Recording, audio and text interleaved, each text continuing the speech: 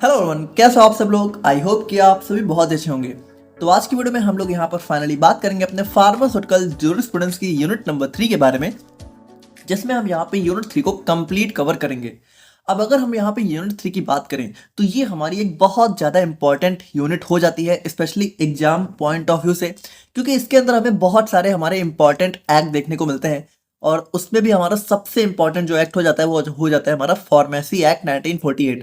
भाई ये हमारा बहुत इंपॉर्टेंट एक्ट है, इसी के अंदर हमारा पीसीआई वगैरह का एस्टेब्लिशमेंट हमें देखने को मिला था।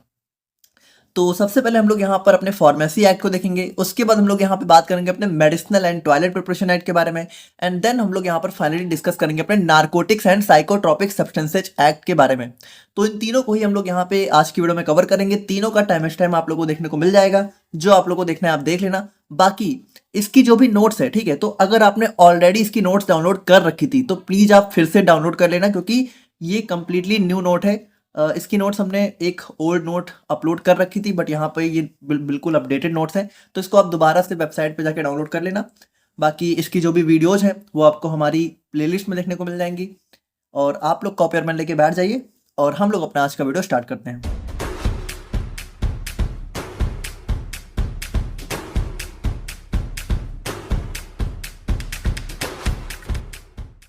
तो बात करें हम लोग यहाँ पे अपने फार्मेसी एक्ट 1948 के बारे में।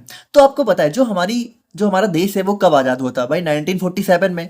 अब यहाँ पे जब हमारा देश आज़ाद नहीं हुआ था, उससे पहले भी हमारे देश में फार्मेसी से रिलेटेड चीज़ें तो होती रहती थी, है ना। जैसे क्या दवाएं तो हमारी पहले भी बिकती थी, ऐसा तो है नहीं कि दवाएं हमारे देश आज़ाद होने के बाद ही बिकना शुरू हुई। लोग बीमार पहले भी पड़ते थे, लेकिन यहाँ पर देखिए पहले क्या था भाई, पहले कोई भी रूल्स एंड रेगुलेशंस थी ही नहीं फार्मेसी को लेकर, ठीक है। मतलब कोई भी इंसान यहाँ पे दवा को बेच सकता था, कोई भी इंसान यहाँ पे दवा खरीद सकता था, कोई भी इंसान दवा बना लेता था। जिसको हो सकता है फार्मेसी से रिलेटेड कोई नॉलेज ही ना हो, सिर्फ अपने बिजनेस को फायदा पहुंचाने के लिए वो कोई भी ऐसी वैसी जो है इंग्रेडिएंट्स को मिला के और दवा बना के बेच देता था। अब इन सारी चीज़ों की वजह से क्या हो रहा था कि बहुत सारे लोग यहाँ पर कह सकते हो डेथ रेट भी यहाँ पर बढ़ने लगी, ठीक है, बीमारियां और ज़्यादा बढ़ने लगी कम होने की बजाय। तो इन्हीं सारी चीज़ों को देखते हुए जब हमारा देश आज़ाद हुआ, तो आज़ादी के एक साल बाद ही 1948 के अंदर हमारा जो है फार्मेसी एक्ट पास किया गया। अब क्यों पास किया गया, ताकि यहाँ पे जो प्रैक्टिस ऑफ फार्मेसी है, यानी जो भी लोग इंडिया में फार्मेसी से रिलेटेड कोई भी काम कर रहे हैं, चाहे वो एजुकेशन हो, चाहे वो दवाओं को सेल करना हो, चाहे दवाओं को बनाना हो, उसको यहाँ पर रेगुलेट किया जा सके। रेगुलेट का मतलब कंट्रोल किया जा सके कि भाई जो यहाँ पर एजुकेटेड और क्वालिफाइड पर्सन से वही दवा को बना सके, वही दवा को बेच सके, ठीक है। तो इन्हीं सारी चीज़ों के लिए हमारा फार्मेसी एक्ट यहाँ पे पास किया गया था। और जो भी हमारा पीसीआई है, यानी एजुकेशन के लिए जो भी रेगुलेशंस हैं, वो भी हमारी इसी एक्ट के अंदर देखने को मिली थी। तो सारी चीज़ें हम लोग यहाँ पे देखेंगे। और फार्मेसी का जो रजिस्ट्रेशन होता है आज के दिन में, जैसे आप जब बी फार्मा कंप्लीट कर लोगे तो आप लोग का रजिस्ट्रेशन होगा, तो वो सारा रजिस्ट्रेशन का प्रोसेस भी इसी एक्ट के अंदर यहाँ पे इस्टेब्लिश किया गया था। तो बहुत इंपॉर्टेंट एक्ट है, एक एक करके हम लोग देखते हैं, ठीक है। तो 1948 में इसको पास किया गया था, और इसने ही हमारी एजुकेशन, रजिस्ट्रेशन और प्रैक्टिस, यानी कि देखो चाहे फार्मासिस्ट का रजिस्ट्रेशन हो, पहली बात रजिस्टर्ड फार्मासिस्ट ही आज के दिन में हमारी फार्मेसी से रिलेटेड कोई भी प्रैक्टिस कर सकते हैं। प्रैक्टिस का मतलब कोई भी काम, चाहे वो एजुकेशन का हो, चाहे वो हमारा जो है कह सकते हो दवाओं को बेचने का हो, ठीक है, तो हमारा रजिस्टर्ड फार्मासिस्ट ही ये सारी चीज़ें कर सकते हैं। और एजुकेशन, यानी कि कितनी एजुकेशन होनी चाहिए तब जाके आपका रजिस्ट्रेशन हो सकता है। तो आज के दिन में फार्मेसी में एक मिनिमम एजुकेशन क्या है, डिप्लोमा, ठीक है। तो डी फार्मा तो क्वालिफाइड होना ही चाहिए पर्सन, तभी उसका रजिस्ट्रेशन हो सकता है। बाकी हमारा बी फार्मा है, फॉर्म डी है, ठीक है। तो ये सारे हमारे हो जाते हैं। तो इन्हीं सबके रिगार्डेड जो भी रूल्स हैं वो हमारा इसी एक्ट के अंदर पास किए गए थे, और इस एक्ट को यहाँ पे 5 चैप्टर्स और 46 सेक्शंस में यहाँ पे डिवाइड किया गया है। अब अगर हम लोग यहाँ पे देखें ऑब्जेक्टिव्स की, आखिर इसका पर्पस क्या था, तो देखिए पर्पस वही है ताकि प्रोफेशन ऑफ फार्मेसी प्रैक्टिस को यहाँ पे रेगुलेट किया जा सके, ठीक है। इंश्योर किया जा सके कि क्वालिफाइड और ट्रेन, यानी कि जिनको फार्मेसी से रिलेटेड नॉलेज है वही दवा को प्रिपेयर और डिस्पेंस कर सकें। उसके बाद यहाँ पे एक फार्मेसी एजुकेशन से रिलेटेड एक यूनिफॉर्म स्टैंडर्ड, मतलब एक ऐसा स्टैंडर्ड जो पूरी कंट्री में एक जैसा हो। ऐसा नहीं कि एक स्टेट में जो है डिप्लोमा वालों को जो है सिर्फ सर्टिफिकेट मिल जा रहा है और एक स्टेट में सिर्फ जो है बैचलर्स वालों को मिल रहा है, या फिर ऐसे पहले तो बहुत कुछ होता था, ठीक है। तो उन सभी को एक यूनिफॉर्म करने के लिए पूरी कंट्री में हमारा ये एक्ट लाया गया। उसके बाद यहाँ पे पीसीआई, तो देखिए पीसीआई जो है, जो कि आज के दिन में हमारा कॉलेजेस को अप्रूवल देती है, सिलेबस को डिजाइन करती है, उसका एस्टेब्लिशमेंट हमारा इसी एक्ट के अंदर में हुआ था। और हमारी कुछ स्टेट फार्मेसी काउंसिल्स हैं, उनका एस्टेब्लिशमेंट भी हमारा इसी एक्ट के अंदर हुआ था। उसके बाद स्टेट और सेंट्रल रजिस्टर। अब एक चीज आप लोग समझो, जैसे जो भी फार्मासिस्ट का रजिस्ट्रेशन होता है पहले वो होता है स्टेट लेवल पे, और जब स्टेट लेवल पे उसका रजिस्ट्रेशन हो जाता है तो फिर फार्मासिस्ट को कुछ नहीं करना है, वही रजिस्ट्रेशन उसका एक सेंट्रल रजिस्टर में में भी ऐड हो जाता है, ठीक है। मतलब आप ये समझो, जब आप अपना रजिस्ट्रेशन कराओगे तो होगा तो आपका स्टेट लेवल पे, लेकिन फिर वो यहाँ पे अपडेट होके सेंट्रल रजिस्टर में भी ऐड हो जाता है, ठीक है। तो ये दोनों जो रजिस्टर होते हैं उनको मेंटेन करने का काम भी हमारे इसी एक्ट के अंदर होता है। उसके बाद यहाँ पे पब्लिक हेल्थ को प्रोटेक्ट करना बाय इंश्योरिंग सेफ डिस्पेंसिंग। तो देखिए वही चीज है, जब यहाँ पे क्वालिफाइड और ट्रेंड पर्सन दवा को डिस्पेंस करेंगे तो पब्लिक हेल्थ भी यहाँ पे इंश्योर हो जाएगी। तो इन्हीं सारी चीजों के लिए हमारा फार्मेसी एक्ट यहाँ पे लाया गया था। अब अगर हम लोग यहाँ पे देखें तो देखिए इस फार्मेसी एक्ट के अंदर हमारी कुछ डेफिनेशंस भी दी हुई हैं, ठीक है। तो इसमें हमारा पहला टर्म आ जाता है सेंट्रल काउंसिल। तो देखो सेंट्रल काउंसिल, अगर आप लोग को इस फार्मेसी एक्ट अगर आप लोग पढ़ोगे तो कहीं भी अगर सेंट्रल काउंसिल देखने को मिले तो इसका मतलब हमारा सिंपल सा पीसीआई से होता है, फार्मेसी काउंसिल ऑफ इंडिया।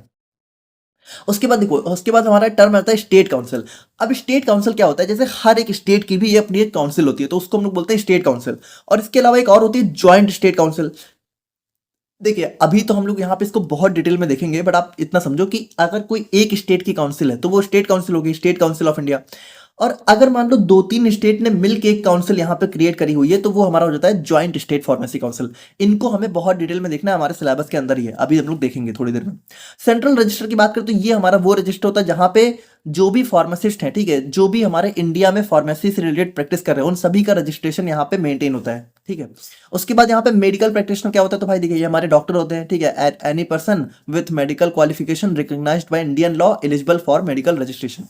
और रजिस्टर्ड फार्मासिस्ट मतलब कि रजिस्टर्ड फार्मासिस्ट हमारा वो पर्सन होता है जिसका नाम यहाँ पे स्टेट के ऑफिशियल रजिस्टर में ऐड होता है and who currently lives there और वर्क इन प्रोफेशन और बिजनेस ऑफ फार्मेसी। मतलब इतना समझो, मान लो आप यूपी में अपना रजिस्ट्रेशन करा रहे हो, ठीक है, तो या तो आप यूपी में रहते हो और दूसरा या तो आप यूपी में काम कर रहे हो सकता है आप कहीं बाहर रहते हो लेकिन यूपी में अपना रजिस्ट्रेशन करा रहे हो, तो आप करा सकते हो एक पर्पज से कि आपका काम यूपी में होना चाहिए, ठीक है। तो ये हमारी कंडीशंस होती है, तो इन सभी को बहुत डिटेल में भी देखेंगे, ये तो भी बस एक इंट्रोडक्शन हम लोग देख रहे हैं। तो फाइनली हम लोग यहाँ पे बात करते हैं अपने फार्मेसी काउंसिल ऑफ इंडिया के बारे में, पीसीआई के बारे में। तो पीसीआई की हम लोग यहाँ पे बात करें तो ये हमारी गवर्निंग बॉडी होती है, ठीक है, जो कि हमारा गवर्नमेंट ऑफ इंडिया बनाती है to ensure that pharmacy education and practice in the country meet uniform standard. देखिए ये सारी चीजें आप लोग समझ ही रहे होंगे कि भाई जो भी फार्मेसी से रिलेटेड जो भी काम हो रहे हैं, एजुकेशन है, उन सभी के लिए एक यूनिफॉर्म स्टैंडर्ड यहाँ पे क्रिएट किया जा सके। और यहाँ पे देखो ये जो पीसीआई है ना, इसका कह सकते हो जो कॉन्स्टिट्यूशन होता है वो हर 5 साल में चेंज होता रहता है, मतलब हर 5 साल में इसको दोबारा से जो है रीअरेंज किया जाता है। और उसके बाद यहाँ पे जो पहला फार्मेसी काउंसिल बनाया गया था वो 1949 में, मतलब एक्ट कब आया था 1948 में। पीसीआई कब बनी, 1 साल बाद पहली बार, ठीक है। उसके बाद यहाँ पे हर 5 साल में थोड़ा बहुत रिवीजन होता रहता है। फंक्शंस की बात करें तो फंक्शंस क्या होता है, देखिए सबसे इंपॉर्टेंट फंक्शन पीसीआई का क्या होता है भाई, जो भी एजुकेशन रिलेटेड हमारे रेगुलेशंस है उनको कंट्रोल करना। तो आपको पता है कि आज के दिन में चाहे डिप्लोमा हो, डिग्री हो, पोस्ट ग्रेजुएट लेवल हो, ये सारे हमारा तभी हम लोग कर सकते हैं जब यहाँ पे पीसीआई अप्रूव्ड कॉलेज हो। एक चीज आप समझो, मान लो आपने किसी कॉलेज में यहाँ पे बीफार्मा कर लिया और अगर वो पीसीआई अप्रूव्ड नहीं है तो फिर आपके डिग्री का कोई मतलब नहीं है, क्योंकि फिर आपका रजिस्ट्रेशन हो नहीं पाएगा, ठीक है। रजिस्ट्रेशन आपका तभी होगा जब आपने एक पीसीआई अप्रूव्ड कॉलेज से जो है अपना ग्रेजुएशन किया हो, या फिर पोस्ट ग्रेजुएशन, तो पोस्ट ग्रेजुएशन ग्रेजुएशन के बाद ही करोगे।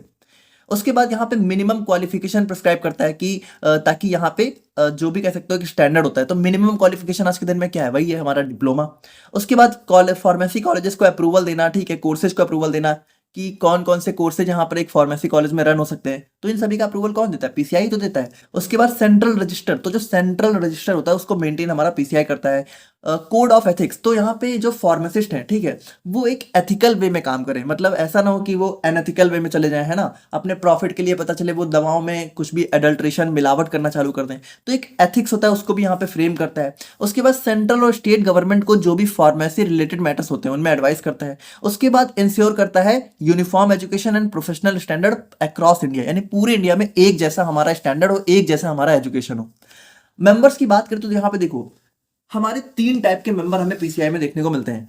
पहला होता है एक्स ऑफिशियो मेंबर, दूसरा होता है नॉमिनेटेड मेंबर्स एंड थर्ड होते हैं हमारे इलेक्टेड मेंबर्स। और इन्हीं देखिए इन्हीं में से एक हमारा प्रेसिडेंट बनाया जाता है, मतलब ये जो 3 टाइप के मेंबर्स हैं इन्हीं में से कोई एक हमारा जो है सबके वोट से प्रेसिडेंट चुना जाता है। अब एक चीज आप समझना, जैसे यहाँ पे शायद मैंने भी अपने प्रीवियस लेक्चर में एक्स ऑफिशियो का मतलब जो है ऐसा बताया हुआ है कि एक्स ऑफिशियो मतलब कि जो ऑफिशियल्स में रह चुके हैं लेकिन एक्स है, मतलब कि वो अभी नहीं है, लेकिन एक्चुअल में एक्स ऑफिशियो एक लैटिन टर्म है जिसका मतलब यहाँ पर ये नहीं होता है कि जो हमारे ऑफिसर्स हैं वो पहले पोस्ट पे रह चुके हो, बल्कि एक्स ऑफिशियो का मतलब यही होता है कि वो करंटली उसी पोस्ट में काम कर रहे हो। मतलब जैसे अगर हम लोग यहाँ पे देखें, थोड़ा समझना, जैसे एक्स ऑफिशियो मेंबर्स की बात करें तो एक्स ऑफिशियो में हमारा होना चाहिए director general of health service. तो इसका मतलब ये नहीं है कि हमारा ऐसा पर्सन जो पहले इस पोस्ट पे रह चुका हो और अभी नहीं हो, बल्कि इसका मतलब ये होता है कि ये अभी ही इसी पोस्ट पे हो। देखिए यहाँ पे एक्स का मतलब ऐसा नहीं है कि प्रीवियस थे, बल्कि आप लोग गूगल पे सर्च करोगे तो ये एक लैटिन टर्म है जिसका मतलब यहाँ पे होता है कि वो करंटली ही उस पोस्ट पे काम कर रहा हो, ठीक है। और इसी पोस्ट पे काम करने की वजह से उसको ये जो है पोस्ट ऑफर हुई है, ठीक है, मतलब एक्स ऑफिशियो की पोस्ट ऑफर हुई है। तो पहले देखिए, एक्स ऑफिशियो में हमारे तीन टाइप के मेंबर होते हैं। पहला होता है director general of health service, दूसरे होते हैं director general of central drug laboratory, and third होता है हमारे यहाँ पे drug controller general of India, DCGI, ठीक है। तो ये तीन टाइप के मेंबर हमारे एक्स ऑफिशियो होते हैं। तो एक्स ऑफिशियो मतलब समझना, ये तीन जो प्रेजेंट होते हैं वही हमारे होते हैं मेंबर, है ना। जो प्रेजेंट, अब जैसे आज के दिन में अगर हम लोग बात करें तो आज के दिन में पीसीआई का जो मेंबर है, ठीक है, तो वो जो करंट डीसीजीआई है वही मेंबर होगा, है ना। ये नहीं कि जो पहले रह चुके हैं वो होंगे। इलेक्टेड मेंबर्स की बात करें तो इलेक्टेड मेंबर्स में हमारा आ जाता है जैसे 6 मेंबर्स हमारा। तो देखो, इलेक्टेड मतलब कि इनको चुना गया है, ठीक है, इलेक्ट किया गया है। तो इनमें देखिए, इनमें जो 6 मेंबर्स होते हैं, ठीक है, वो टीचिंग प्रोफेशन से होते हैं और इनको हमारा यहाँ पे यूजीसी जो है इलेक्ट करता है। एक मेंबर हमारा मेडिकल काउंसिल ऑफ इंडिया का होता है और एक मेंबर हमारा स्टेट फार्मेसी काउंसिल यहाँ पे इलेक्ट करता है। इलेक्ट मतलब कि चुनता है, ठीक है।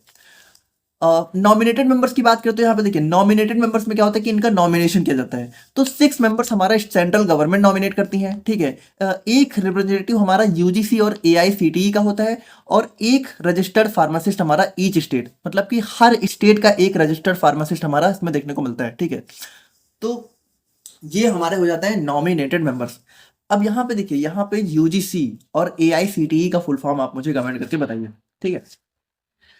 तो यहाँ पे देखिए, यहाँ पे हमने देखा अपने पीसीआई को। अब यहाँ पे एक चीज समझना, अगर पीसीआई आपसे एग्जाम में पूछा जाता है, ठीक है, तो सिर्फ आपको उतना नहीं लिख के आना है, बल्कि एजुकेशन रेगुलेशन भी हमारा पीसीआई के अंडर में ही आ जाता है। तो एजुकेशन रेगुलेशन क्या है, देखो, एक वैसे तो ये एक पॉलिसी है, लेकिन इस पॉलिसी को बनाया किसने, पीसीआई ने, और पीसीआई को किसने बनाया, फार्मेसी एक्ट ने, ठीक है। तो आप ऐसे समझो ये सारी चीजें रिलेटेड हैं, ठीक है। तो ये हमारा एजुकेशन रेगुलेशन क्या है, ये हमारा एज पर the section 10 of pharmacy act, PCI with approval of central government make certain regulations prescribing the qualification requirement for registration of a person as a pharmacist. तो सिंपल सी बात यहाँ पे क्या कहने की कोशिश करी जा रही है कि अगर किसी पर्सन को एज अ फार्मासिस्ट रजिस्टर होना है तो एक मिनिमम क्वालिफिकेशन होती है। तो उसको यहाँ पे कौन डिसाइड करता है, हमारा पीसीआई। और पीसीआई डिसाइड किसके अंडर में करता है, एजुकेशन रेगुलेशन के अंडर में। मतलब एजुकेशन के लिए क्या क्या रेगुलेशंस होनी चाहिए कि एक मिनिमम कह सकते हो रिक्वायरमेंट क्या होनी चाहिए, वो हमारा पीसीआई डिसाइड करता है।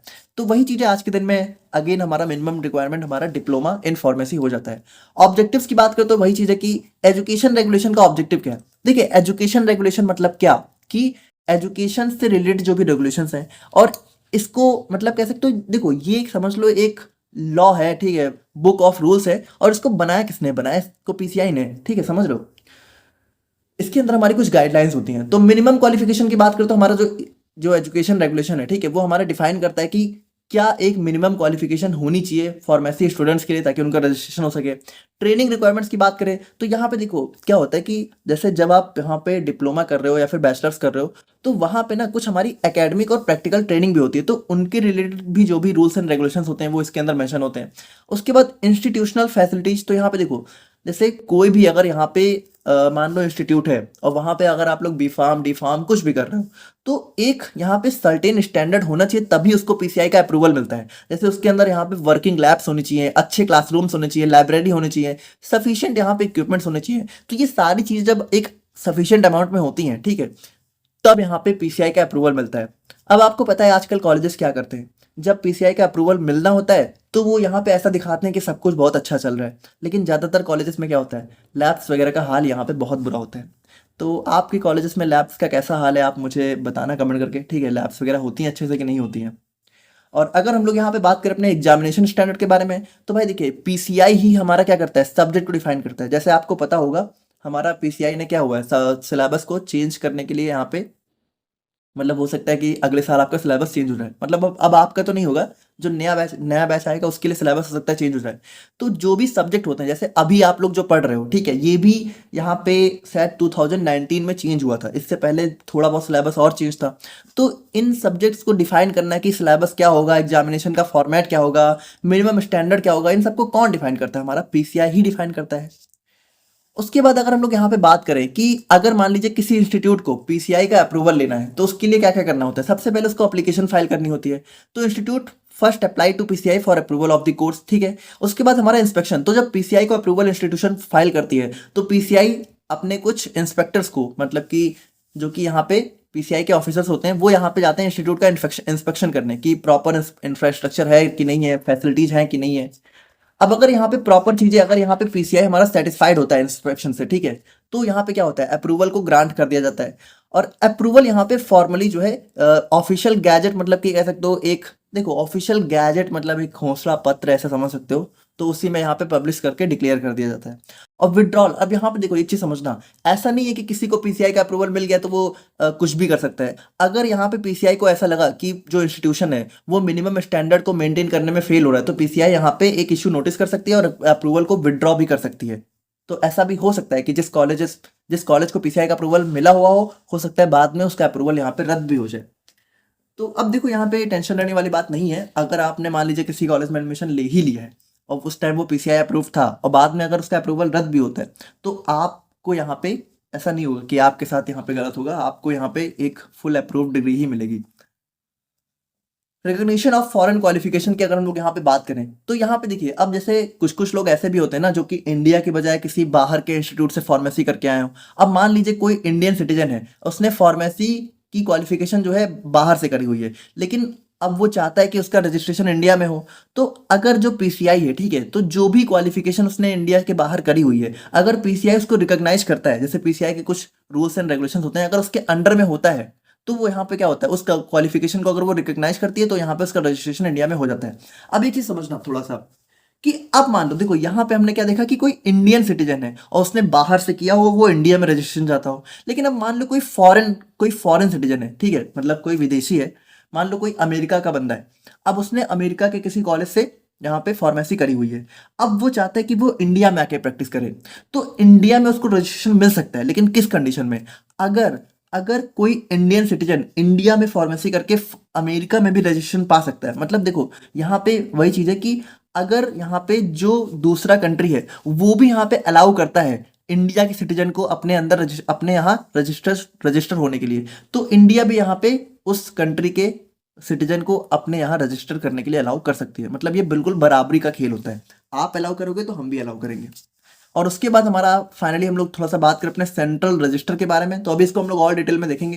बाकी देखो ये हमारा एक पीसीआई जो है एक सेंट्रल रजिस्टर यहाँ पे मेंटेन करता है, जिसमें जो भी फार्मासिस्ट होते हैं वो हमारे यहाँ पे लिस्ट होते हैं। और ईच स्टेट, अब यहाँ पे एक चीज समझना, जैसे फार्मासिस्ट का रजिस्ट्रेशन होता है वो इनिशियल लेवल पे कहाँ होता है, स्टेट फार्मेसी काउंसिल, मतलब स्टेट लेवल पे ही होता है। अब स्टेट फार्मेसी काउंसिल क्या होता है, हर साल जो भी नए नए फार्मासिस्ट यहाँ पे रजिस्टर होते हैं उनका डाटा यहाँ पे पीसीआई को एनुअली सबमिट करती रहती है, जिसकी वजह से सेंट्रल रजिस्टर यहाँ पे रिवाइज होता रहता है हर साल, ठीक है, हर साल मेंटेन होता रहता है, क्योंकि हर साल नए फार्मासिस्ट यहाँ पे रजिस्टर होते रहते हैं।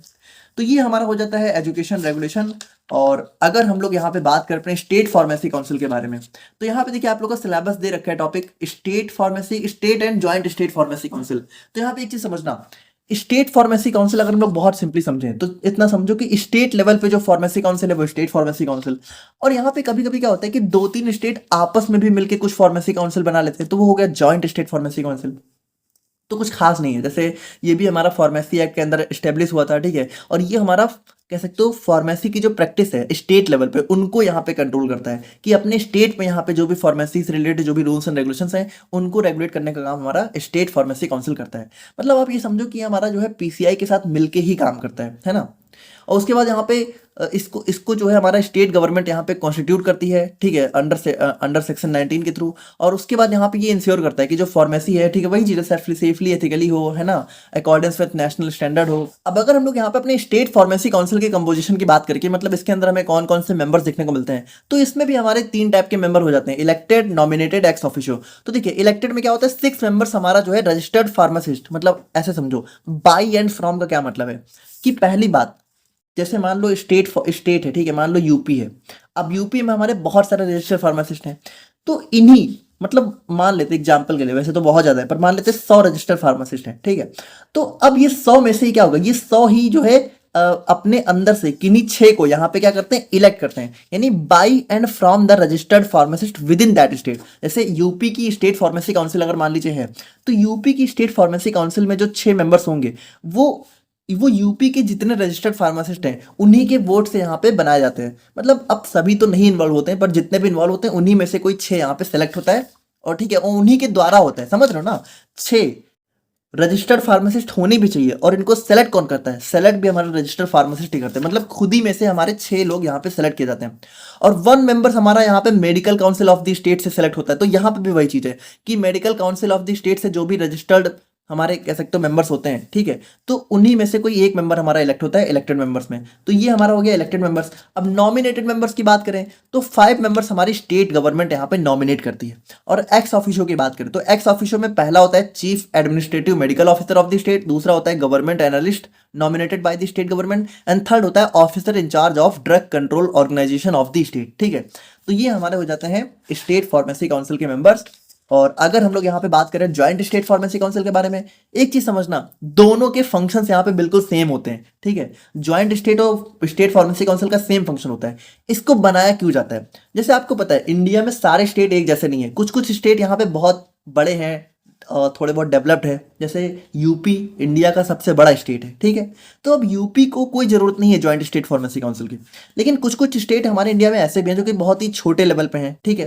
तो उनको क्या होता है कि वो अगर सिर्फ अपने स्टेट फार्मेसी काउंसिल बनाए, तो हो सकता है कि वहाँ पे कभी कभी इतने क्वालिफाइड पर्सन होते ही नहीं उस स्टेट में जो कि उसको हैंडल कर सके। तो इसीलिए हमारे यहाँ पे ज्वाइंट स्टेट फार्मेसी काउंसिल बनाई जाती है उन स्टेट्स के लिए जो कि बहुत ही छोटे होते हैं, जो कि अपना खुद का फंक्शन अच्छे से परफॉर्म नहीं कर सकते हैं।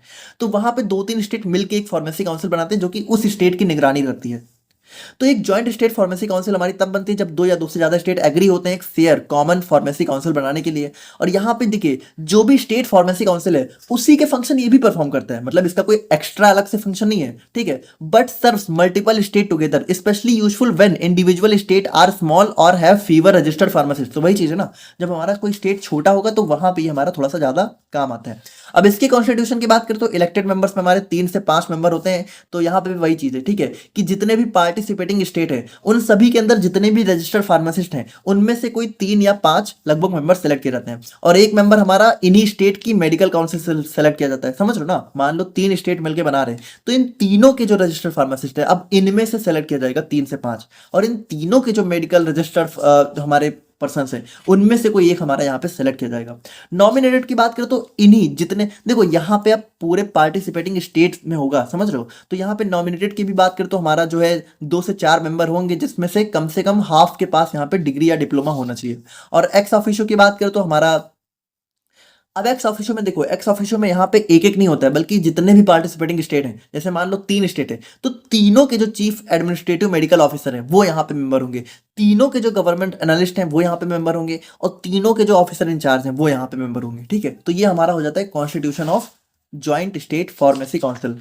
अब अगर हम लोग यहाँ पे इसके फंक्शंस की बात करें तो दोनों के ही फंक्शंस हम लोग यहाँ पे देखेंगे।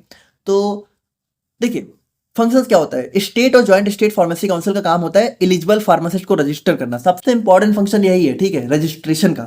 उसके बाद यहाँ पे रजिस्टर फार्मासिस्ट को प्रिपेयर करना, मेंटेन करना, फार्मेसी इंस्टीट्यूशन को अप्रूवल देना। अब एक चीज समझो, जैसे वैसे तो अप्रूवल हमारा पीसीआई ही देती है, लेकिन अब पीसीआई क्या है कि अकेले सारे काम थोड़ी कर लेगी, तो पीसीआई ना इन स्टेट फार्मेसी काउंसिल के साथ मिल के काम करती है, समझ लो। तो पहले मतलब कह सकते हो स्टेट फार्मेसी काउंसिल जाके इंस्पेक्शन करती है, फिर वो यहाँ पे अपनी जो भी चीजें होती हैं वो पीसीआई को बताती है, पीसीआई को सही लगता है तो अप्रूव दे देती है ना। तो ये सब मिलके काम करते हैं।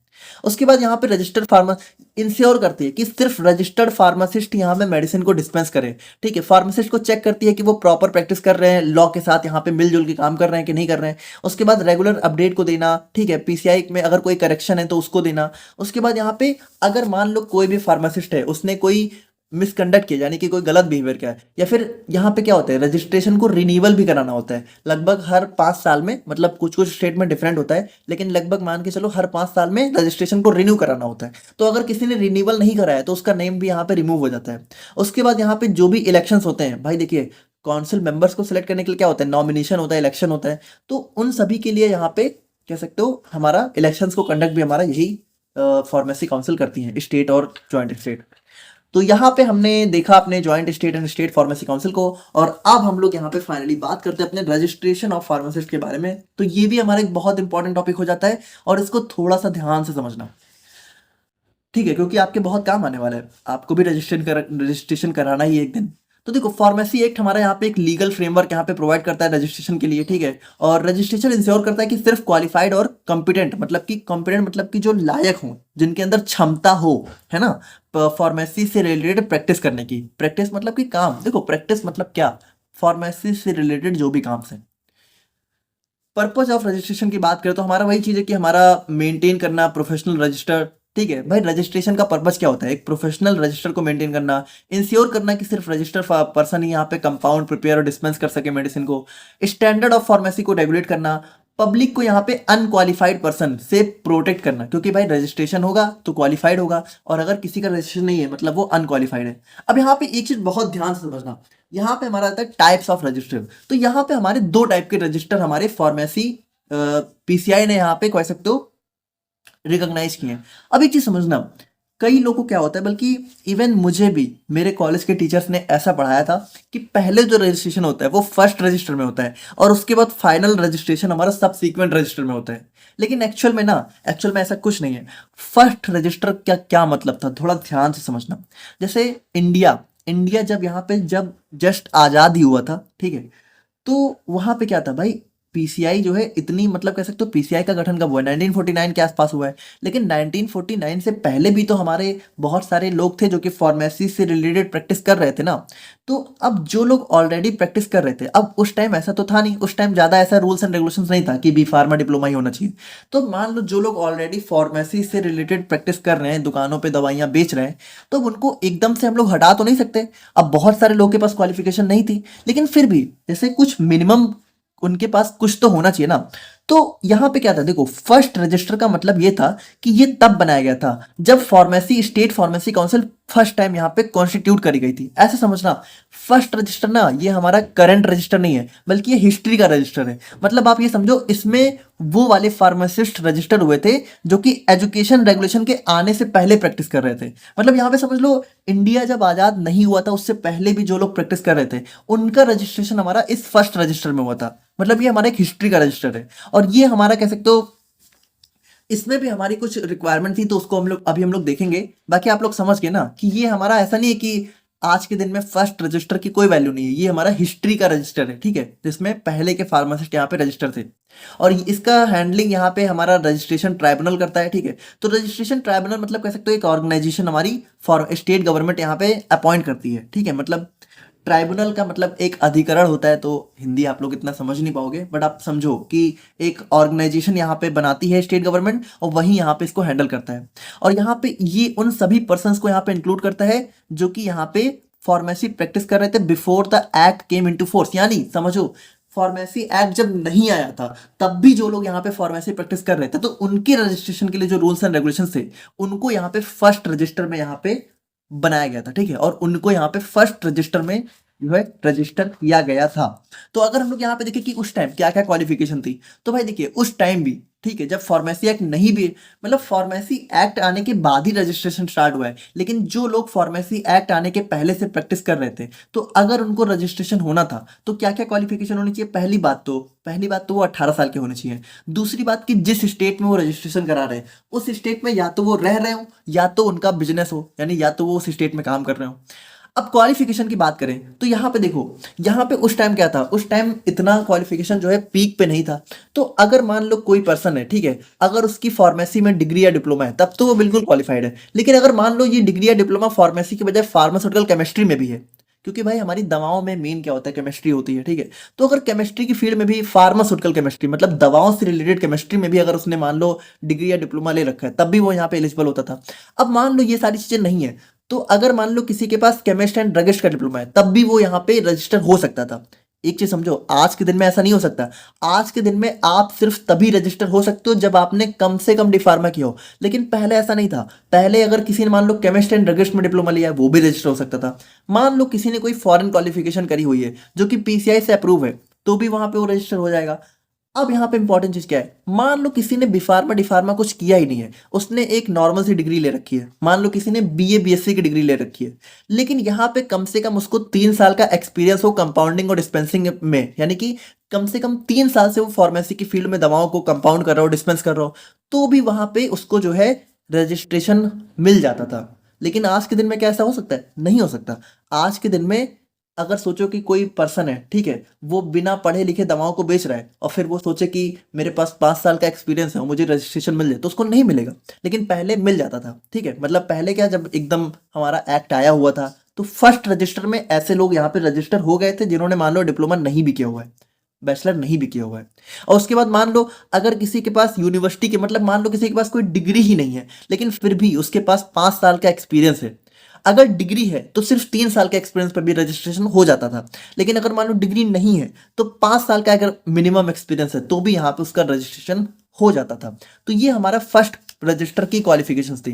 और अब हम लोग यहाँ पे बात करते हैं अपने सब सीक्वेंट रजिस्टर के बारे में, जो कि हमारा यहाँ पे करंट रजिस्टर होता है। मतलब कि फर्स्ट रजिस्टर के बाद में जितने भी फ्यूचर रजिस्ट्रेशन हुए, वो यहाँ पे इस सब सीक्वेंट रजिस्टर में हुए। मतलब यही हमारा आज के दिन में भी चलता हुआ आ रहा है, और ये हमारा एक्चुअल करंट रजिस्टर है जिसको हम लोग यहाँ पे आज के दिन में भी यूज करते हैं। अब एक चीज समझो, यहाँ पे भी रिक्वायरमेंट ना 2 तरह की है। मतलब एक रिक्वायरमेंट ऐसी है जो कि एजुकेशन रेगुलेशन से आने से पहले थी। देखो एक चीज समझो, जैसे मान लो कि हमारा फर्स्ट रजिस्टर जब बनाया गया, ठीक है, तो फर्स्ट रजिस्टर में क्या हुआ, बहुत सारे लोग यहाँ पे रजिस्टर हो गए, ठीक है, तो रजिस्टर बिल्कुल फुल हो गया।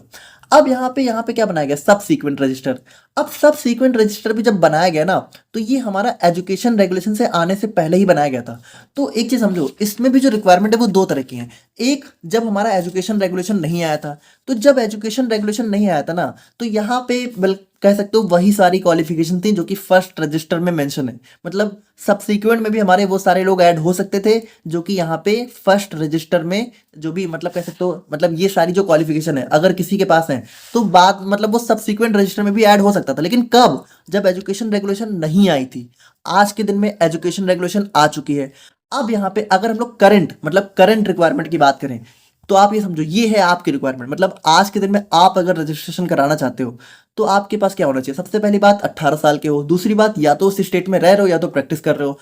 अब क्वालिफिकेशन में या तो आपने डी फार्म किया हो, बी फार्म किया हो, या तो फार्म डी किया हो, तब आप यहाँ पे, और वो भी पीसीआई अप्रूव्ड इंस्टीट्यूट से, तब आप यहाँ पे रजिस्टर हो सकते हो।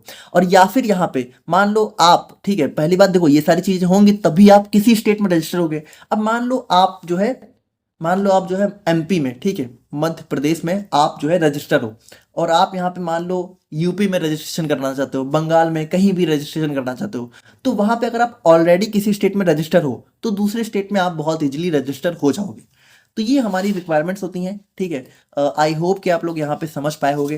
और अगर हम लोग यहाँ पे बात करें अपने मेंटेनेंस ऑफ रजिस्टर के बारे में, तो देखो जो स्टेट काउंसिल होती है वो यहाँ पे रजिस्टर को मेंटेन करती है, जिसमें क्या क्या चीजें होती हैं। पहली बात की जो भी हमारा फार्मासिस्ट है उसका फुल नेम, उसका परमानेंट एड्रेस, उसका प्रोफेशनल एड्रेस, मतलब कि जहाँ पे वो काम कर रहा है उसका क्या एड्रेस है, ठीक है। फर्स्ट पहली बार उसका रजिस्ट्रेशन कब हुआ था, क्योंकि भाई देखो लगभग हर 5 साल में रिन्यूअल कराना होता है। तो जो पहली बार रजिस्ट्रेशन होता है उसकी डेट यहाँ पे मेंशन होती है, क्या क्वालिफिकेशन है, किस क्वालिफिकेशन के बेस पे रजिस्ट्रेशन हुआ है, और एम्प्लॉयमेंट, मतलब कि मान लो अगर वो कहीं काम कर रहा है, ठीक है, तो किस जगह काम कर रहा है, किसके अंडर में काम कर रहा है, वो सारी डिटेल्स भी यहाँ पे मेंशन होती हैं।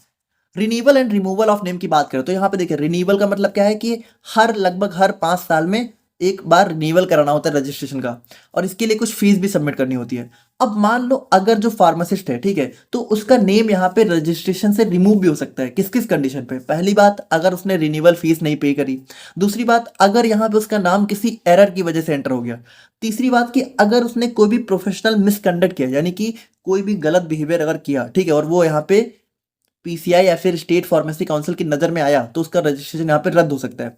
और अगर कोई लीगल डिस्क्वालिफिकेशन अराइज होती है तो वहां पे भी उसका रजिस्ट्रेशन यहाँ पे खत्म हो सकता है। और फाइनली अगर हम लोग यहाँ पे बात करें अपने ऑफेंसेज एंड पेनाल्टीज के बारे में, तो देखिए ऑफेंसेज मतलब कि क्या क्या कह सकते हो ऐसे जुर्म है जो कि यहाँ पे होते हैं, और उनके लिए क्या क्या यहाँ पे दंड है, ठीक है। पेनाल्टीज का मतलब दंड, ठीक है। तो तो देखो, अगर मान लो किसी ने, ठीक है, अगर किसी ने फॉल्स क्लेम किया रजिस्टर फार्मासिस्ट होने का, मतलब भाई अब यहाँ पे हर कोई यहाँ पे रजिस्ट्रेशन तो मांगता नहीं फिरता है। मान लो आपने किसी से दवा ली और वो अपने आप को रजिस्टर फार्मासिस्ट बोल रहा है, लेकिन एक्चुअल में वो नहीं है, तो फिर यहाँ पे पहली बार पकड़े जाने पर 500 रुपये का फाइन होगा, और दूसरी बार पकड़े जाने पर यहाँ पे 1000 रुपये का फाइन हो सकता है, और 6 महीने की जेल भी हो सकती है, या फिर दोनों चीजें भी हो सकती हैं, ठीक है।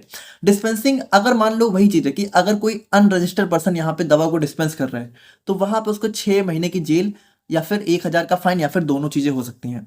अगर मान लो अगर मान लो कभी पीसीआई ने इंस्पेक्शन किया या फिर किसी ने इंस्पेक्शन किया, ठीक है, और वहां पे जो फार्मासिस्ट है, ठीक है, वो अपना रजिस्ट्रेशन सर्टिफिकेट जो है शो नहीं कर पा रहा है, मतलब वो रजिस्टर है भले लेकिन वो दिखा नहीं पा रहा है, या तो उससे खो गया या तो कहीं खो, जो भी है भूल गया, तो वहां पे उसको 50 रुपए तक का फाइन देखने को मिल सकता है। और अगर मान लो स्टेट फार्मेसी काउंसिल कोई काम कर रही है और उसके काम में वो फार्मासिस्ट कोई ऑब्स्ट्रक्शन कर रहा है, बाधा डाल रहा है, तो उस केस में 6 महीने की जेल या फिर 1000 रुपये का फाइन, या फिर दोनों चीजें यहाँ पे हो सकती हैं।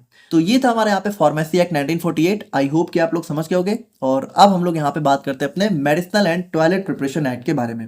अब देखिए, अगर हम लोग यहाँ पे इस एक्ट को देखें ना, तो यहाँ पे देखिए इस एक्ट का नाम क्या है, medicinal and toilet preparation act. देखिए वैसे अगर आप लोग इसके नाम से अंदाजा लगाना चाहोगे ना, तो आप लोग को कुछ भी आइडिया नहीं लगेगा कि ये एक्ट किस बारे में, क्योंकि ये एक्ट हमारा बेसिकली जो है हमारी अल्कोहलिक प्रिपरेशंस के बारे में, मतलब कि जो भी जितने भी हमारी अल्कोहलिक प्रिपरेशंस हैं, ठीक है, तो उनके ऊपर हमारी किस तरह से कह सकते हो हमारा टैक्स लगता है, ठीक है, उनके बारे में हमारा यहाँ पे ये एक्ट होने वाला है। यानी कि जितनी भी हमारी जो है अल्कोहलिक प्रिपरेशंस होती हैं हमारे मेडिसिन में, आपको पता है कि हमारे मेडिसिन में बहुत सारे अमाउंट में अल्कोहल वगैरह होता है, ठीक है, अल्कोहल हमारा बहुत ही बेटर सॉल्वेंट होता है। तो अल्कोहल मतलब जिस भी प्रिपरेशन को बनाने में हम लोग यहाँ पे अल्कोहल का यूज करते हैं, तो उसके लिए हमें यहाँ पे किस तरीके से टैक्स वगैरह देना पड़ेगा, उन्हीं सब के बारे में हमारा पूरा एक्ट होने वाला है। बाकी देखिए, अगर हम लोग यहाँ पे थोड़ा सा बात करें ना, तो यहाँ पे देखिए आप लोगों को पता है कि जो अल्कोहल है ना, अल्कोहल, तो अल्कोहल का यूज हम लोग यहाँ पे मेडिसिन वगैरह को बनाने में तो करते हैं, क्योंकि ये हमारा बहुत ही बेटर सॉल्वेंट की तरह काम करता है। लेकिन यहाँ पे इसी अल्कोहल से हमारे यहाँ पे जो है अल्कोहलिक बेवरेजेस भी बनती हैं, यानी कि जो भी बियर वगैरह होती है, वाइन्स होती हैं, ठीक है, जो भी शराब वगैरह होती है, वो भी हमारा अल्कोहल से मिलकर ही बनी होती है, आप लोग को पता ही है। तो अब देखिए होता क्या है ना कि यहाँ पे क्या है ना कि अल्कोहल हमारी पहले दो तरह की थी, मतलब कि अल्कोहल में क्या सिस्टम था ना कि जैसे अल्कोहल अगर मान लीजिए आप लोग जो है बियर वगैरह के लिए, मतलब कि वाइन वगैरह के लिए ले रहे हो, तो उसके ऊपर टैक्स काफ़ी ज़्यादा देना पड़ता था, हाई अमाउंट में। और वहीं अगर अल्कोहल आप लोग जो है अपने मेडिसिनल प्रिपरेशंस के लिए ले रहे हो, ठीक है, तो यहाँ पे क्या होता था कि टैक्स जो है थोड़ा सा कह सकते हो लो देना पड़ता था। अब यहाँ पे कुछ लोग क्या करते थे कि मेडिसिन की प्रिपरेशंस के लिए अल्कोहल लेके और उसका यूज यहाँ पे जो है कह सकते हो यहाँ पे वही जो हमारा वाइन्स वगैरह उनको बनाने में करने लगते थे। और यहाँ पे देखिए जो टैक्स था ना, इसका भी सिस्टम यहाँ पे हर स्टेट में अलग अलग था, मतलब कि कहीं कुछ स्टेट में टैक्स यहाँ पे अल्कोहल पे कुछ ज़्यादा लग रहा है, कुछ कुछ स्टेट में कुछ कम लग रहा है। तो यहाँ पे इन्हीं सब चीज़ों को एक यूनिफॉर्मिटी लाने के लिए और पूरे कंट्री में जो है एक यूनिफॉर्म टैक्स मेंटेन करने के लिए हमारा जो है ये एक्ट लाया गया अल्कोहलिक प्रिपरेशंस के ऊपर। बाकी देखिए अगर हम लोग इसका नाम समझे तो नाम क्या कहता है, तो देखिए मेडिसिनल मतलब कि जितने भी हमारी मेडिसिनल प्रिपरेशंस होती हैं जिनके अंदर हमारा अल्कोहल देखने को मिलता है, और टॉयलेट प्रिपरेशन। अब ये टॉयलेट प्रिपरेशन से आप लोग यहाँ पे टॉयलेट प्रिपरेशन मत समझ लगना कि हमारा जैसे हार्पिक वगैरह मत समझना। यहाँ पे टॉयलेट प्रिपरेशन का मतलब है कि हमारा ह्यूमन बॉडी टॉयलेट से, मतलब कि ह्यूमन बॉडी टॉयलेट का मतलब है कि हमारी बॉडी में जो भी, देखिए टॉयलेट का मतलब आप थोड़ा सा गंदगी से ले सकते हो कि हमारी बॉडी में जो भी स्वेट होता है, ठीक है, ऑर्डर होता है, मतलब हमारी बॉडी में हम लोग जो भी कह सकते हो अपनी थोड़ा सा यार आप लोग इसको ब्यूटी प्रोडक्ट की तरह ले सकते हो। बाकी एकदम वैसा नहीं होता, लेकिन जैसे हमारे सेंट्स वगैरह होते हैं, ठीक है, हमारे परफ्यूम्स होते हैं, तो परफ्यूम में भी आप लोगों को पता है अल्कोहल वगैरह होता है। तो उन सभी प्रिपरेशंस में भी हमारा यहाँ पे जो भी कह सकते हो टैक्स वगैरह लगता है, उन सब चीज़ों के बारे में हम लोग यहाँ पे आज की वीडियो में पढ़ेंगे ना। अगर हम लोग यहाँ पे थोड़ा थ्योरी पोर्शन की बात करते हो, तो देखिए ये जो हमारा medicinal and toilet preparation act है, इसको इंट्रोड्यूस हमारा 1955 में किया गया था। बाकी जो इसके रूल्स वगैरह थे वो हमारे 1957 में यहाँ पे लागू हुए थे। बाकी देखिए ये हमारा इंडियन लेजिस्लेशन, यानी कि हमारा लेजिस्लेशन का मतलब हमारा विधान हो गया, कानून हो गया, ठीक है, हमारा एक इंडियन कानून है, enacted to regulate the levy and collection of excise duty on medicinal and toilet preparation containing alcohol, narcotic drugs और नार्कोटिक्स। देखिए यहाँ पे सिंपल से मतलब समझिए कि जितनी भी टाइप की मेडिसिनल एंड टॉयलेट प्रिपरेशन है जिनके अंदर हमारा या तो अल्कोहल, अब मेनली यहाँ पे अल्कोहल ही है, बट यहाँ पे नार्कोटिक वगैरह भी है, बाकी उसको हम लोग यहाँ पे नेक्स्ट नेक्स्ट वाले एक्ट में हमें ज़्यादा अच्छे से पढ़ना है, बाकी आप लोग सिंपली समझिए कि जितनी भी मेडिसिनल और टॉयलेट प्रिपरेशन है जिनके अंदर भी हमारा अल्कोहल वगैरह देखने को मिलता है, उनके ऊपर जो हमारी एक्साइज ड्यूटी का मतलब आप लोग थोड़ा टैक्स यही समझिए, ठीक है, कि हमारा टैक्स कलेक्ट करने के लिए हमारा यहाँ पे जो है ये एक्ट जो है लाया गया था। बाकी the primary objective of the act is to ensure uniformity in duty rates and procedure across India. तो यहाँ पे देखिए वही बात है कि पहले यहाँ पे क्या था, अलग अलग स्टेट में एक अलग अलग टाइप के ड्यूटी चार्जेस थे, बट यहाँ पे इस एक्ट के थ्रू एक हमारा इंश्योर किया गया कि हमारे पूरे कंट्री में एक यूनिफॉर्म टैक्स रेट हो, thereby facilitating the pharmaceutical and cosmetic industry operation, जिससे हमारे यहाँ पे हर जगह पे इंडस्ट्री ऑपरेशन थोड़ा सा ईजी हो जाता है ना। तो ये सारी चीज़ें हमारे यहाँ पे देखने को मिलती है। बाकी देखिए इसके इस एक्ट के अंदर हमें यहाँ पे कुछ डेफिनेशंस के बारे में भी पढ़ना है। अब देखिए ये जो अल्कोहल की हम लोग बात कर रहे हैं ना, तो अल्कोहल तो बहुत सारे टाइप के होते हैं, जैसे हमारा मिथाइल अल्कोहल हो गया, ठीक है, प्रोपाइल अल्कोहल हो गया, बहुत सारे टाइप के हो सकते हैं। लेकिन यहाँ पे अल्कोहल में हम लोग बात करेंगे सिर्फ और सिर्फ इथाइल अल्कोहल के बारे में। इथाइल अल्कोहल आप लोग समझ रहे हो ना, हमारा C2H5OH, यानी जिसमें हमारे 2 कार्बन हो उसके साथ OH ग्रुप अटैच हो, तो ये हमारा इथाइल अल्कोहल मेनली हमारा होता है, जिसको हम लोग यहाँ पे अल्कोहल बोलेंगे। तो यहाँ पे हमारे थायराइड अल्कोहल हो गया। बाकी अगर हम लोग बात करें तो ड्यूटी एबल गुड्स, देखिए ये हमारी वो सारी मेडिसिनल और टॉयलेट प्रिपरेशन होती हैं जिनके ऊपर यहाँ पे हमें टैक्स देना पड़ता है, ठीक है, जिनके ऊपर भी टैक्स हमें चार्ज देना पड़ता है। और मेडिसिनल प्रिपरेशन की बात करें तो देखिए मेडिसिनल मतलब कि हमारी सारी जो है इंटरनल या एक्सटर्नल प्रिपरेशन आ जाती हैं, जिसका एम या तो ट्रीट, रिड्यूस या फिर प्रिवेंट डिजीज, यानी कि डिजीज को प्रिवेंट करना, डिजीज को ट्रीट करना या फिर उसको रिड्यूस करना। तो मतलब देखिए मेडिसिनल प्रिपरेशन हमारी ड्रग हो गई, और क्या उसमें कोई खास थोड़ी है। और बाकी अगर हम लोग यहाँ पे बात करें तो हमारे टॉयलेट प्रिपरेशन, अब देखिए इस टॉयलेट प्रिपरेशन जो आप लोग के सिलेबस में दिया हुआ है, इसका मतलब देखिए क्या है, any product intended for use in the toilet of human body, यानी कि ह्यूमन बॉडी के टॉयलेट पे, और for perfuming apparel including substance use to clean, improve और alter the complexion, skin, hair और टीथ। तो यहाँ पर देखिए जितने भी टाइप के यहाँ पे हमारी ह्यूमन प्रिपरेशंस होती हैं, अगर उनके अंदर आप लोग को अल्कोहल देखने को मिल रहा है तो वो सारी हमारी यहाँ पे टॉयलेट प्रिपरेशंस के अंदर आ जाती हैं। बाकी अगर हम लोग यहाँ पे बात करते तो देखिए ये सबसे इंपॉर्टेंट चीज़ है इस पूरे हमारे medicinal and toilet preparation act का, जो कि हमारा हो जाता है bonded manufacturing and non bonded manufacturing या फिर नॉन बॉन्डेड लेबोरेटरी। अब देखिए ये बहुत इंपॉर्टेंट चीज़ को आप लोग बहुत ध्यान से समझिएगा। देखिए ये हमारा होता क्या है, देखिए बॉन्डेड और नॉन बॉन्डेड इन दोनों में ही हम लोग करते क्या है, इन दोनों में ही हमारी अल्कोहलिक प्रिपरेशंस को हम लोग बनाते हैं। सिंपल पहली बात आप लोग सिंपली समझिए कि जो हम लोग यहाँ पे अल्कोहल से अपना हमारी जो दवा मैन्युफैक्चर करने वाले हैं, जितनी भी मेडिसिनल एंड टॉयलेट प्रिपरेशन हम लोग बनाने वाले हैं, वो दोनों चीज़ें हम लोग यहाँ पे बॉन्डेड में भी बना सकते हैं, नॉन बॉन्डेड में भी बना सकते हैं। तो इन दोनों में डिफरेंस क्या होता है, देखिए इन दोनों में डिफरेंस यहाँ पे सिर्फ एक मेजर डिफरेंस होता है, और वो होता है कि जो बॉन्डेड लेबोरेटरी होती हैं, ध्यान से सुनिएगा, ठीक है, बॉन्डेड लेबोरेटरी में क्या होता है कि जब भी हम लोग यहाँ पे अल्कोहल खरीदते हैं सरकार से, कह सकते हो या फिर कह सकते हो जो भी हमारी ऑफिशियल हमारी जो सेलिंग एजेंसी होती हैं, जब उनसे हम लोग यहाँ पे अल्कोहल को खरीदते हैं तो खरीदते समय हमें यहाँ पे कोई भी टैक्स नहीं देना पड़ता है। ध्यान से समझिएगा कि बॉन्डेड लेबोरेटरी में क्या होता है, बॉन्डेड मैन्युफैक्चर में क्या होता है कि हम लोग जब अल्कोहल खरीदते हैं सरकार से तो खरीदते समय हमें यहाँ पे कोई भी टैक्स नहीं देना पड़ता है। लेकिन जब हम लोग यहाँ पे अपनी खरीदने के बाद जब हम लोग यहाँ पे अपने प्रिपरेशंस को बनाएंगे, यानी जब हमारी दवा बन के रेडी हो जाएगी, तो रेडी होने के बाद जब हम लोग यहाँ पे उसको बाजार में बेचने के लिए जाएंगे ना, तब हमें यहाँ पे टैक्स देना पड़ेगा, किसमें, बॉन्डेड मैन्युफैक्चर में। लेकिन नॉन बॉन्डेड में क्या होगा, नॉन बॉन्डेड में हमें जो टैक्स है ना वो खरीदते समय ही देना पड़ता है, यानी नॉन बॉन्डेड में अल्कोहल को जो है लेते समय ही टैक्स देना पड़ता है, और बाद में यहाँ पे कोई भी टैक्स देना नहीं पड़ता है। यानी देखिए एट लास्ट में टैक्स दोनों में पड़ेगा, ऐसा नहीं है कि बॉन्डेड में टैक्स नहीं पड़ेगा, बस इसमें क्या है, इसमें खरीदते समय टैक्स नहीं पड़ेगा। आप लोग खरीदिए, अपना प्रिपरेशन बनाइए और जब तक मर्जी हो तब तक स्टोर करके रखिए, कोई टैक्स नहीं पड़ेगा। लेकिन जैसे ही आपने अपनी प्रिपरेशन को बाजार में बेचने के लिए आप लोग जाओगे, ठीक है, बॉन्डेड मैन्युफैक्चरिंग में, तो यहाँ पे आप लोग को टैक्स देना पड़ेगा। और नॉन बॉन्डेड में क्या होता है, नॉन बॉन्डेड में टैक्स यहाँ पे ऑलरेडी पे हो चुका होता है अल्कोहल के लिए, ठीक है, तो यहाँ पे मतलब जो भी अल्कोहल का टैक्स होता है वो ऑलरेडी पे हो जाता है, जबकि यहाँ पे जो टैक्स होता है वो यहाँ पे बनाने के बाद जब हमारी मेडिसिन बन जाती है तब पे होता है ना। दूसरा डिफरेंस होता है कि बॉन्डेड मैन्युफैक्चरिंग में हम लोग यहाँ पे लार्ज स्केल प्रिपरेशन करते हैं, यानी इसमें हम लोग क्या करते हैं कि मतलब जो हमें बहुत लार्ज स्केल में अपनी कोई भी चीज़ बनानी होती है तब हम लोग बॉन्डेड में बनाते हैं, क्योंकि उसमें देखिए हमें फ़ायदा रहता है कि हम लोग क्या होता है कि स्टार्टिंग में हमें टैक्स नहीं देना पड़ता है। तो क्या होता है कि स्टार्टिंग में मतलब जैसे हम लोगों ने एक सस्ते में माल खरीद लिया, अब हम लोग यहाँ पे उसको बहुत ज़्यादा अमाउंट में बना सकते हैं, उसके बाद जब बेचेंगे तो हम लोग दे देंगे। लेकिन नॉन बॉन्डेड में क्या होता है, नॉन बॉन्डेड में टैक्स पहले पे हो जाता है, और ये हमारे स्मॉल स्केल मैन्युफैक्चरिंग के लिए यूज होता है, ठीक है, ये हमारा दूसरा मेजर डिफरेंस हो गया। और तीसरा मेजर डिफरेंस जो होता है, तो देखिए बॉन्डेड में चूंकि हम लोग प्रिपरेशन कर रहे हैं लार्ज स्केल पे और हम लोगों ने इसका टैक्स भी नहीं दिया है, तो यहाँ पे क्या होता है ना, ये जो बॉन्डेड मैन्युफैक्चरिंग होती है ना, इस पे सरकार की पूरी निगरानी रहती है। यानी यहाँ पे बॉन्डेड में क्या होता है कि हमारा जो है गवर्नमेंट के द्वारा एक ऑथराइज्ड ऑफिसर होता है, ठीक है, हमारा जो है एक इंचार्ज ऑफिसर होता है जो कि यहाँ पे बॉन्डेड मैन्युफैक्चरिंग के अंदर कंटिन्यू 24 आवर हमें देखने को मिलता है। मतलब वो ऑफिस इंचार्ज हमारा बॉन्डेड मैन्युफैक्चरिंग में अल्कोहल की पूरा जो है एक कह सकते हो देख रेख करता है कि अल्कोहल किस तरीके से हमारा यूज हो रहा है, उन सभी चीज़ों की यहाँ पर निगरानी करता है, आप ऐसे समझिए, ठीक है, नजर रखता है। लेकिन नॉन बॉन्डेड में ऐसा कोई भी ऑफिस इंचार्ज हमें देखने को नहीं मिलता है।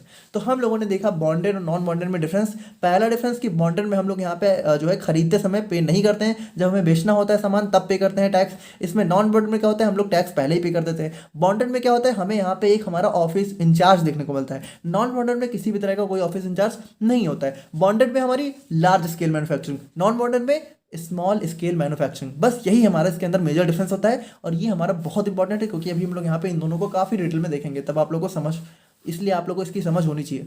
बाकी देखिए हम लोग यहाँ पे बात करें अपने रेस्ट्रिक्टेड प्रोफेशंस की, तो यहाँ पे देखिए ये हमारी वो प्रिपरेशन होती हैं जिनके अंदर पहली बात अल्कोहल होता है और वो मिस यूज हो सकता है। मिस यूज का मतलब कि वो हमारा अल्कोहलिक बीवरेजेस के फॉर्म में, यानी कि जो हमारी दारू शराब होती हैं, ठीक है, वाइन्स होती हैं, उनके फॉर्म में यहाँ पे मिस यूज हो सकता है। जबकि अनरिस्ट्रिक्टेड में हमारी मेनली जो है मेडिसिनल प्रिपरेशन आती हैं जिनका मिस यूज यहाँ पे नहीं हो सकता है। तो बस ये हमारा हो गई। तो ये सारे थे हमारे यहाँ पे डेफिनेशंस जो कि हमें यहाँ पे अपने medicinal and toilet preparation act में देखने को मिलते हैं ना। अब हम लोग यहाँ पे बात करते हैं अपने लाइसेंसिंग प्रोसीजर के बारे में कि किस तरीके से अगर हमें यहाँ पे अपनी मेडिसिनल एंड टॉयलेट प्रिपरेशंस को बनाना है तो उसके लिए लाइसेंस हमें किस तरीके से देखने को मिलता है। तो देखिए, obtaining a licence to manufacture medicinal and toilet preparations containing alcohol और narcotic substance in India involves a structural procedure govern by. तो इसके अंदर बहुत सारे हमारे स्ट्रक्चरल प्रोसीजर होते हैं जो कि हमारा मेडिसिनल और टॉयलेट प्रिपरेशन एक्ट के द्वारा गवर्न होते हैं। तो हम लोग यहाँ पे देखते हैं, सबसे पहला हमारा जाता है conditions for licence.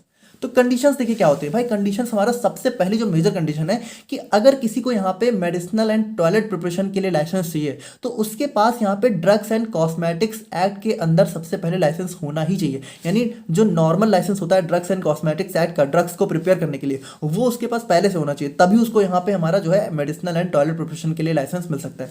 Now the application of licence should be submitted in the prescribe form. तो यहाँ पे जो है हमारा एक प्रिस्क्राइब फॉर्म होता है, उसके उसी फॉर्म में हमारी यहाँ पे सबमिट कर दी जाती है along with fees at least 2 month before. यानी कि मैन्युफैक्चरिंग जब हमें करनी है उसके 2 महीने पहले ही हमें यहाँ पे लाइसेंस को सबमिट, एप्लीकेशन को सबमिट कर देना चाहिए, ताकि हमारी जो लाइसेंसिंग अथॉरिटी है वो उसको वेरीफाई कर सके, उसको चेक कर सके और हमें यहाँ पे लाइसेंस दे सके टाइम से ना। एप्लीकेशन, अब देखिए ये बहुत इंपॉर्टेंट चीज़ है। जैसा कि हम लोगों ने देखा कि हमारी एक थी बॉन्डेड, ठीक है, और एक हमारी थी नॉन बॉन्डेड। तो बॉन्डेड का मतलब होता है इन बॉन्ड और नॉन बॉन्डेड मतलब आउटसाइड बॉन्ड। तो देखिए अगर हमें यहाँ पे बॉन्डेड लेबोरेटरी में अल्कोहल और मतलब ये हमारी मेडिसिनल और टॉयलेट प्रिपरेशन बनानी है बॉन्डेड लेबोरेटरी में, तो हमें क्या होगा, तब हमें यहाँ पे जो एप्लीकेशन है ये हमें एक्साइज कमिश्नर को जो है सबमिट करनी होती है। और वहीं पे अगर मान लीजिए हमें नॉन बॉन्डेड लेबोरेटरी में हमें बनानी है तो यहाँ पे हमारे स्टेट गवर्नमेंट के द्वारा एक ऑथोराइज्ड ऑफिसर होता है। हम लोग यहाँ पे उसी को जो है अपना जो है कह सकते हो एप्लीकेशन सबमिट कर देते हैं। देखिए एक्साइज कमिश्नर हमारा सेंट्रल गवर्नमेंट अपॉइंट करती है, जबकि जो स्टेट गवर्नमेंट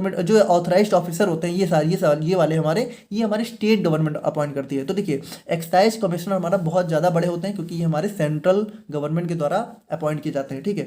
तो देखिए अगर हमें बॉन्डेड में करना है तो हमें डायरेक्टली इनको सबमिट करना पड़ता है, जबकि नॉन बॉन्डेड में यहाँ पे स्टेट गवर्नमेंट वाले ऑफिस इंचार्ज को भी हम लोग यहाँ पे सबमिट कर सकते हैं, ठीक है, हमारा काम बन जाएगा। ना अगर हम लोग यहाँ पे बात करें तो इंक्वायरी बाई लाइसेंसिंग अथॉरिटी। तो देखिए जब आप लोग यहाँ पे लाइसेंस के लिए एप्लीकेशन सबमिट करते हो तो लाइसेंसिंग अथॉरिटी देखिए क्या क्या इंक्वायरी करती है। वो सबसे पहले देखती है कि जो टेक्निकल स्टाफ है, ठीक है, वो यहाँ पे कितना क्वालिफाइड है, कितना स्किल है, उसके अंदर क्या एक्सपीरियंस है उसका।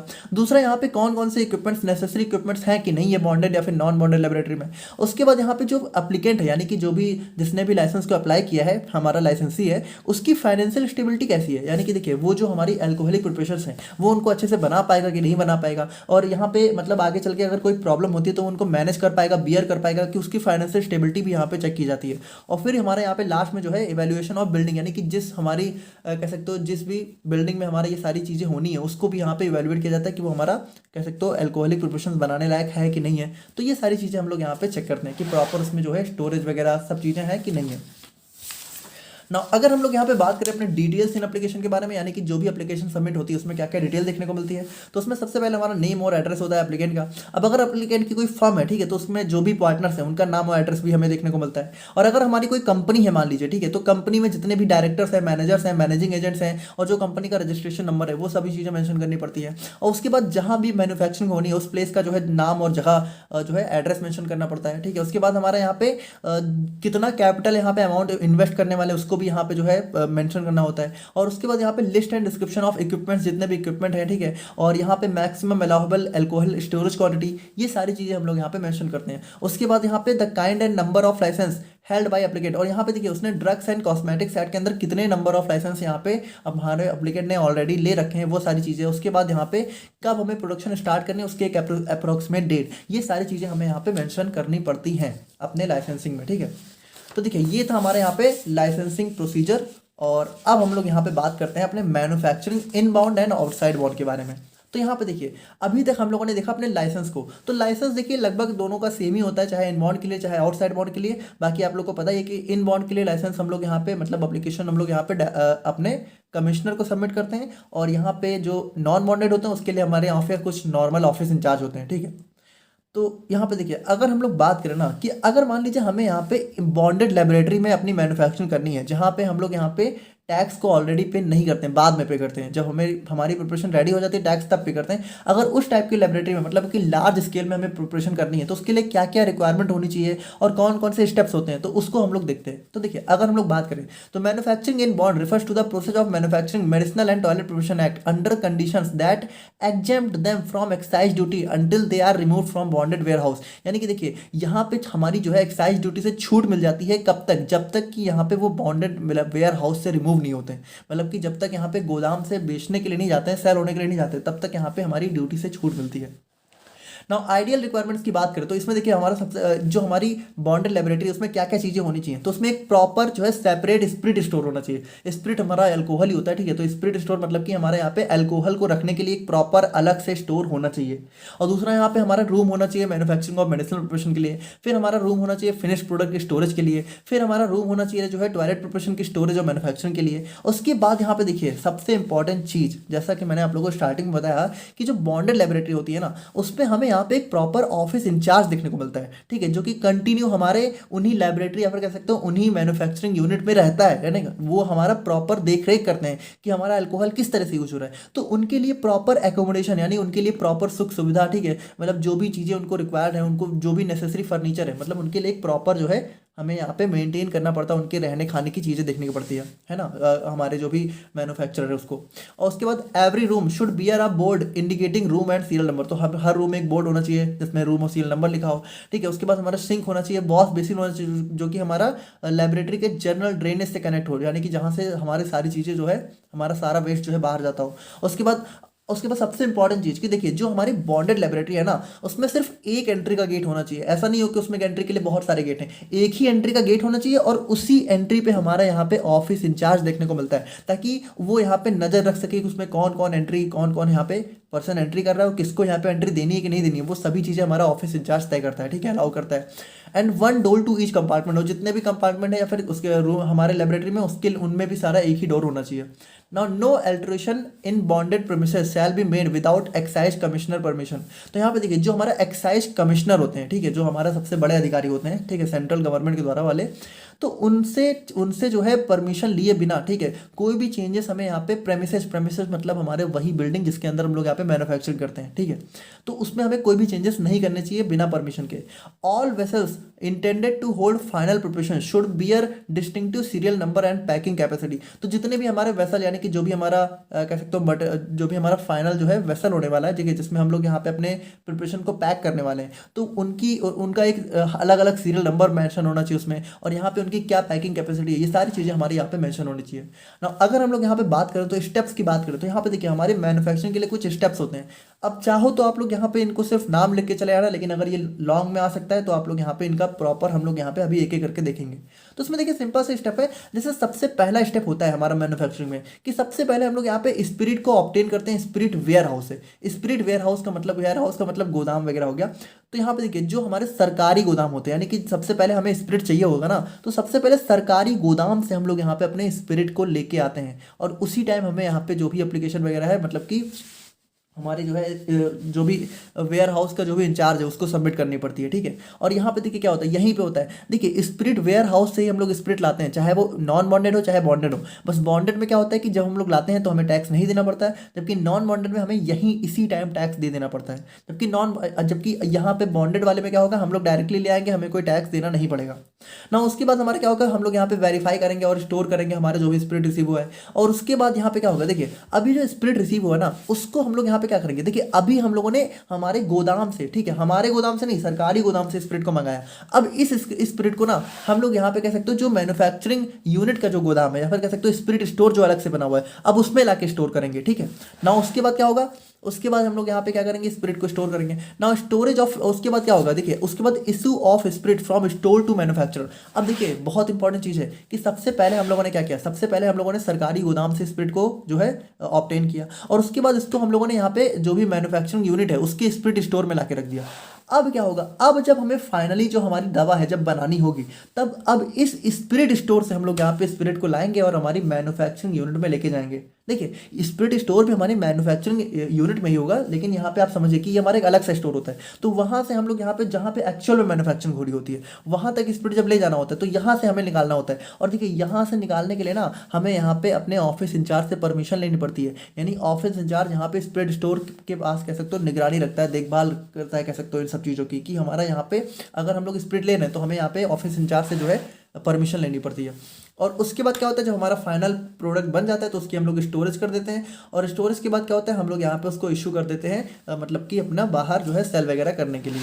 तो यहाँ पे देखिए आप लोग ध्यान से समझिएगा, तो हम लोग एक एक करके देखते हैं। तो सबसे पहला स्टेप है हमारा obtaining the spirit from spirit warehouse, यानी कि सरकारी कह सकते हो जो भी गोदाम होते हैं, स्पिरिट के गोदाम होते हैं, वहाँ से स्पिरिट हमें लेना पड़ता है। तो देखिए the spirit should be obtain from spirit warehouse approved by the excise commissioner. तो जो भी स्पिरिट वेयर हाउस हैं जो कि एक्साइज कमिश्नर के द्वारा अप्रूव्ड है हमारे इंडिया में, ठीक है, उन सभी से हम लोग यहाँ पे स्पिरिट को जो है ले सकते हैं। नाउ द इंडेंट, इंडेंट का मतलब होता है हमारा कह सकते हो प्रार्थना पत्र, ठीक है, मतलब कि कह सकते हो कि किसी चीज़ को मांगने के लिए हम लोग एक जो लेटर सबमिट करते हैं वही हमारा इंडेंट हो जाता है। इंडेंट आप लोग ध्यान रखिएगा, आप लोगों को कई बार देखने को मिलेगा। तो जो इंडेंट है वो हमारा सबमिट होता है, ठीक है, प्रिस्क्राइब फॉर्म में, और इसकी हम लोग यहाँ पे कह सकते हो डुप्लीकेट कॉपी सबमिट करते हैं, एक हम लोग अपने पास रखते हैं, एक हम लोग यहाँ पे सबमिट करते हैं, signed by office incharge of the laboratory. और देखिए बहुत इंपॉर्टेंट चीज़ है कि ये जो हम लोग यहाँ पे इंडेंट सबमिट कर रहे हैं ना, इसमें हम लोग यहाँ पे ऑफिस इंचार्ज का साइन भी कराते हैं। यानी कि देखिए एक चीज़ समझिएगा, कमिश्नर अलग चीज़ है, ऑफिस इंचार्ज अलग चीज़ है। ऑफिस इंचार्ज हमारे लेबोरेटरी में ही देखने को मिलता है, एक्साइज कमिश्नर हमारे यहाँ पे प्रॉपर कमिश्नर्स होते हैं जो कि यहाँ पे सेंट्रल गवर्नमेंट के द्वारा अपॉइंट होते हैं, और ये जो ऑफिस इंचार्ज होते हैं ये हमारे जनरली जो है स्टेट गवर्नमेंट के द्वारा अपॉइंट होते हैं। तो यहाँ पे देखिए ये जो हमारा ऑफिस इंचार्ज था ना, इससे हमें सबसे पहले साइन कराना पड़ेगा, ठीक है। तो हम लोग जब इनकी साइन कराएंगे तब हम लोग यहाँ पे क्या होगा, तब हम लोग यहाँ पे जो है अपनी स्पिरिट को जो है ऑब्टेन कर सकते हैं स्पिरिट वेयर हाउस से। After receiving the indent spirit warehouse officer, अब देखिए स्पिरिट वेयर हाउस का भी तो कोई ऑफिसर होगा, तो वो क्या करेगा, वो हमारा कह सकते हो लेटर को लेगा, ठीक है, और वो यहाँ पे इस लेटर को लेने के बाद उसको चेक करके उसके बाद इस इशू को स्पिरिट को इशू कर देगा। स्पिरिट यानी कि स्पिरिट जो है हमें दे देगा सील्ड कंटेनर में। Now spirit should not be wasted during its transit. और देखिए जब हम लोग यहाँ पे स्पिरिट को स्पिरिट वेयर हाउस से हमारे जो है स्पिरिट स्टोर में लेके जा रहे हैं तो हमें स्पिरिट को वेस्ट नहीं होने देना है। अगर कोई भी स्पिरिट वेस्ट हो रहा है तो उसके लिए हमें यहाँ पे अलग से टैक्स देना पड़ सकता है, ठीक है ना। अगर हम लोग यहाँ पे बात करें तो देखिए इशू कराने के बाद हम लोग क्या करेंगे, अपना वेरीफाई कराएंगे, स्टोर कर और वेरिफिकेशन कराएंगे और स्टोरेज करेंगे हमारे स्पिरिट की। तो देखिए after removal the spirit is measured for strength and volume, तो हम लोग मेजर करते हैं। Now entries are made in register and spirit is stored. और देखिए तो जितनी भी एंट्री होती है उसको हम लोग यहाँ पे रजिस्टर में एंट्री कर लेते हैं।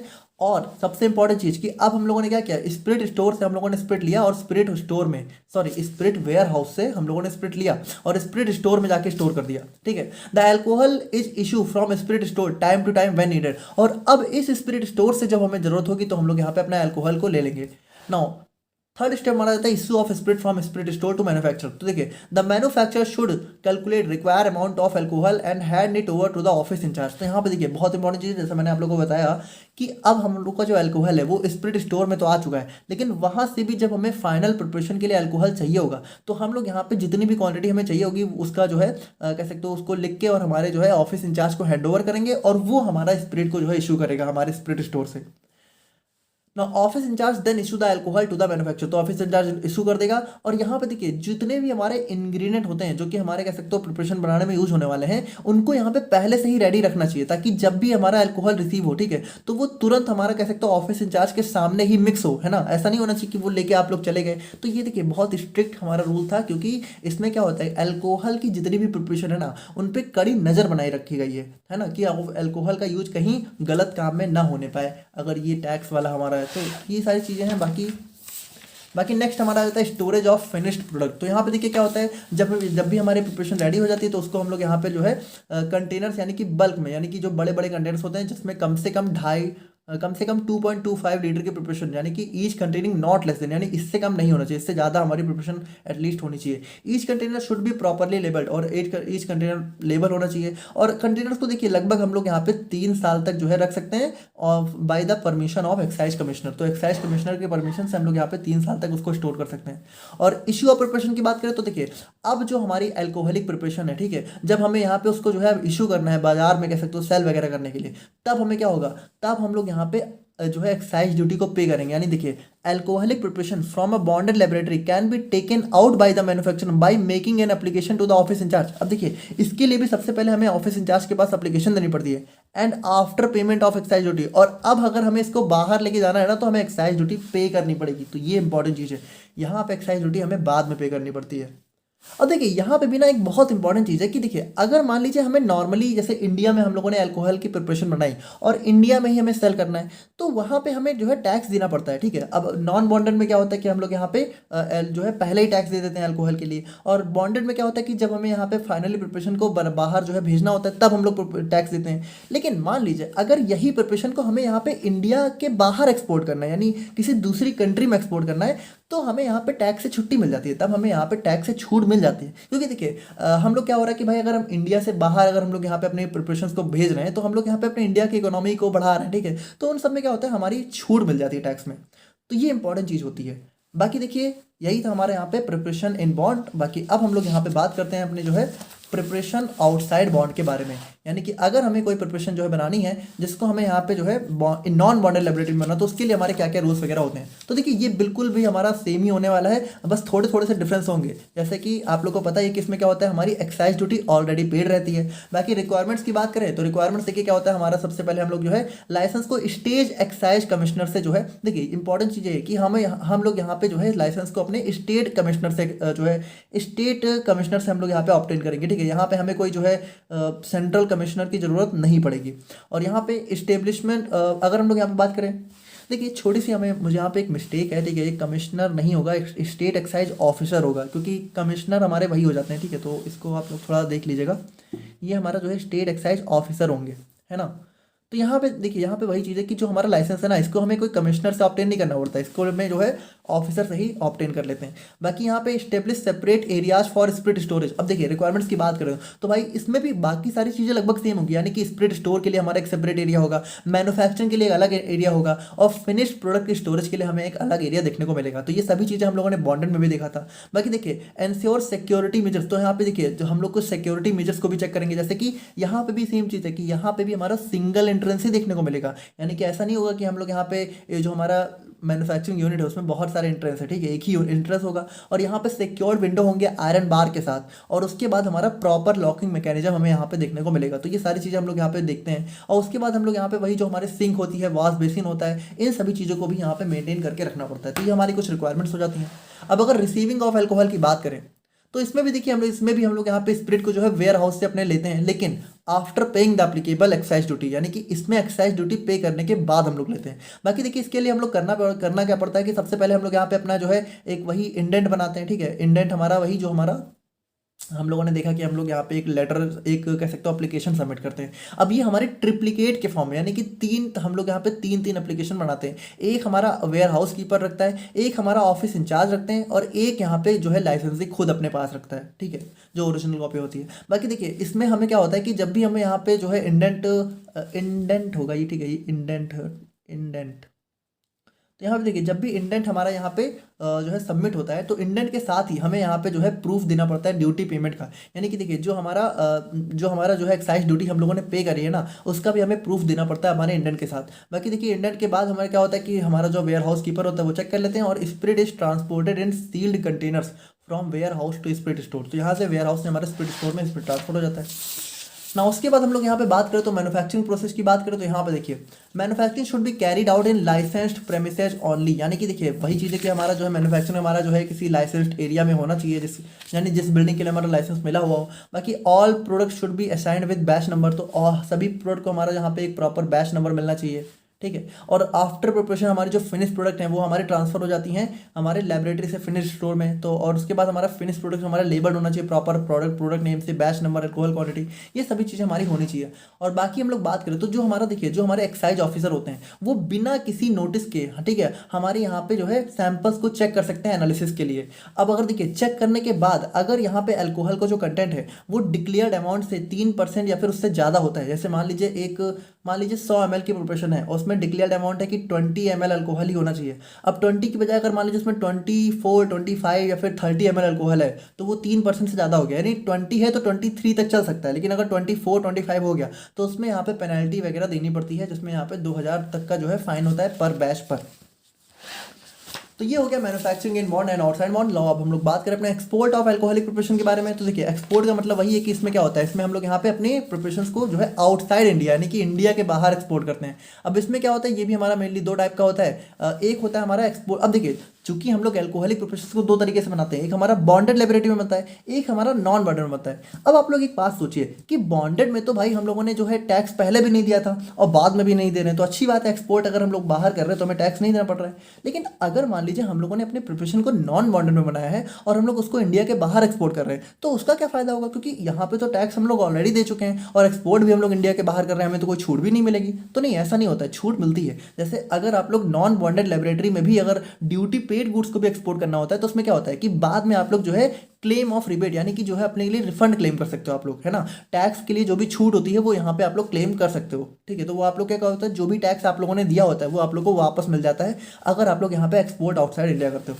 तो देखिए export of duty paid goods की बात करें, यानी कि ड्यूटी पेड गुड्स यानी कि जिसके लिए हम लोगों ने टैक्स ऑलरेडी पे कर दिया होता है, यानी कि जो हम लोग यहाँ पे बॉन्ड नॉन बॉन्डेड में बनाते हैं, तो उसके लिए क्या होता है, देखिए should be export under claim of rebate of duty. तो इसमें हम लोग क्या करते हैं, एक रिबेट को क्लेम करते हैं, यानी कि हमारा छूट को क्लेम कर लेते हैं। बाकी the owner should give at least 48। अब इसमें देखिए जब भी यहाँ पे हमें कोर्ट को एक्सपोर्ट करना है उससे पहले हमें 48 लगभग 48 घंटे पहले हमें जो है नोटिस सबमिट करनी होती है प्रॉपर जो है एक्साइज ऑफिसर को, ठीक है, इन द प्रॉपर फॉर्म, ठीक है, फॉर सुपरवाइजिंग, ताकि वो जो भी हमारा गुड्स हम लोग एक्सपोर्ट करने वाले हैं उनको यहाँ पे चेक कर सके कि उसमें कोई दिक्कत तो नहीं है। अब यहाँ पे क्या होता है, जो ऑफिसर होते हैं वो हमारे केमिकल एग्जामिनर को जो है सैंपल सेंड करते हैं जो भी हम लोग एक्सपोर्ट करने वाले हैं, और फिर केमिकल एग्जामिनर यहाँ पे हमारी एक रिपोर्ट सबमिट करता है और रिपोर्ट सही होती है तो यहाँ पे वेरीफाई कर देता है, जहाँ के बाद हमारी जो है जिसके बाद हमारे यहाँ पे जो अल्कोहलिक कंटेंट होता है, ठीक है, उसके बेसिस पे हमारी एक्साइज ड्यूटी रिबेट हो जाती है। यानी देखिए सैंपल हमारा जो है जो केमिकल एग्जामिनर होता है वो चेक करता है कि कितना अल्कोहल है, तो जितना अल्कोहल होता है उस हिसाब से हमारी जो है केमिकल ड्यूटी जो है जो रिबेट होता है वो यहाँ पे क्लेम हो जाता है।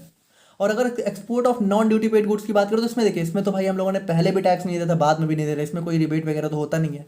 और इसमें हमारा सिंपली क्या होता है, इसमें भी हम लोग यहाँ पे ट्रिप्लिकेट यानी कि जो है कह सकते हो 3 कॉपी सबमिट करते हैं हमारे एक्साइज ऑफिसर को, ठीक है, जिसमें बाद में हमें जो है 2 कॉपी रिफंड मिल जाती है, वापस मिल जाती है। और मेंशन द, इसमें हम लोग क्या करते हैं, mention the way of transport, यानी कि किस तरीके से हम लोग ट्रांसपोर्ट कर रहे हैं, सी के थ्रू कर रहे हैं, एयर के थ्रू कर रहे हैं, ठीक है, मतलब हवाई जहाज से कर रहे हैं कि समुद्र से कर रहे हैं, वो सारी चीज़ हम लोग यहाँ पे मेंशन करते हैं। उसके बाद यहाँ पे जो ऑफिस इंचार्ज होता है वो एप्लीकेशन को वेरीफाई करता है कि हमारे, और उसके बाद यहाँ पे ऑल पैकेजेस यहाँ पे सील होते हैं और जो एक्साइज ऑफिसर होता है वो अपनी खुद की सील यहाँ पे हर पैकेज पे जो है डालते हैं, ठीक है।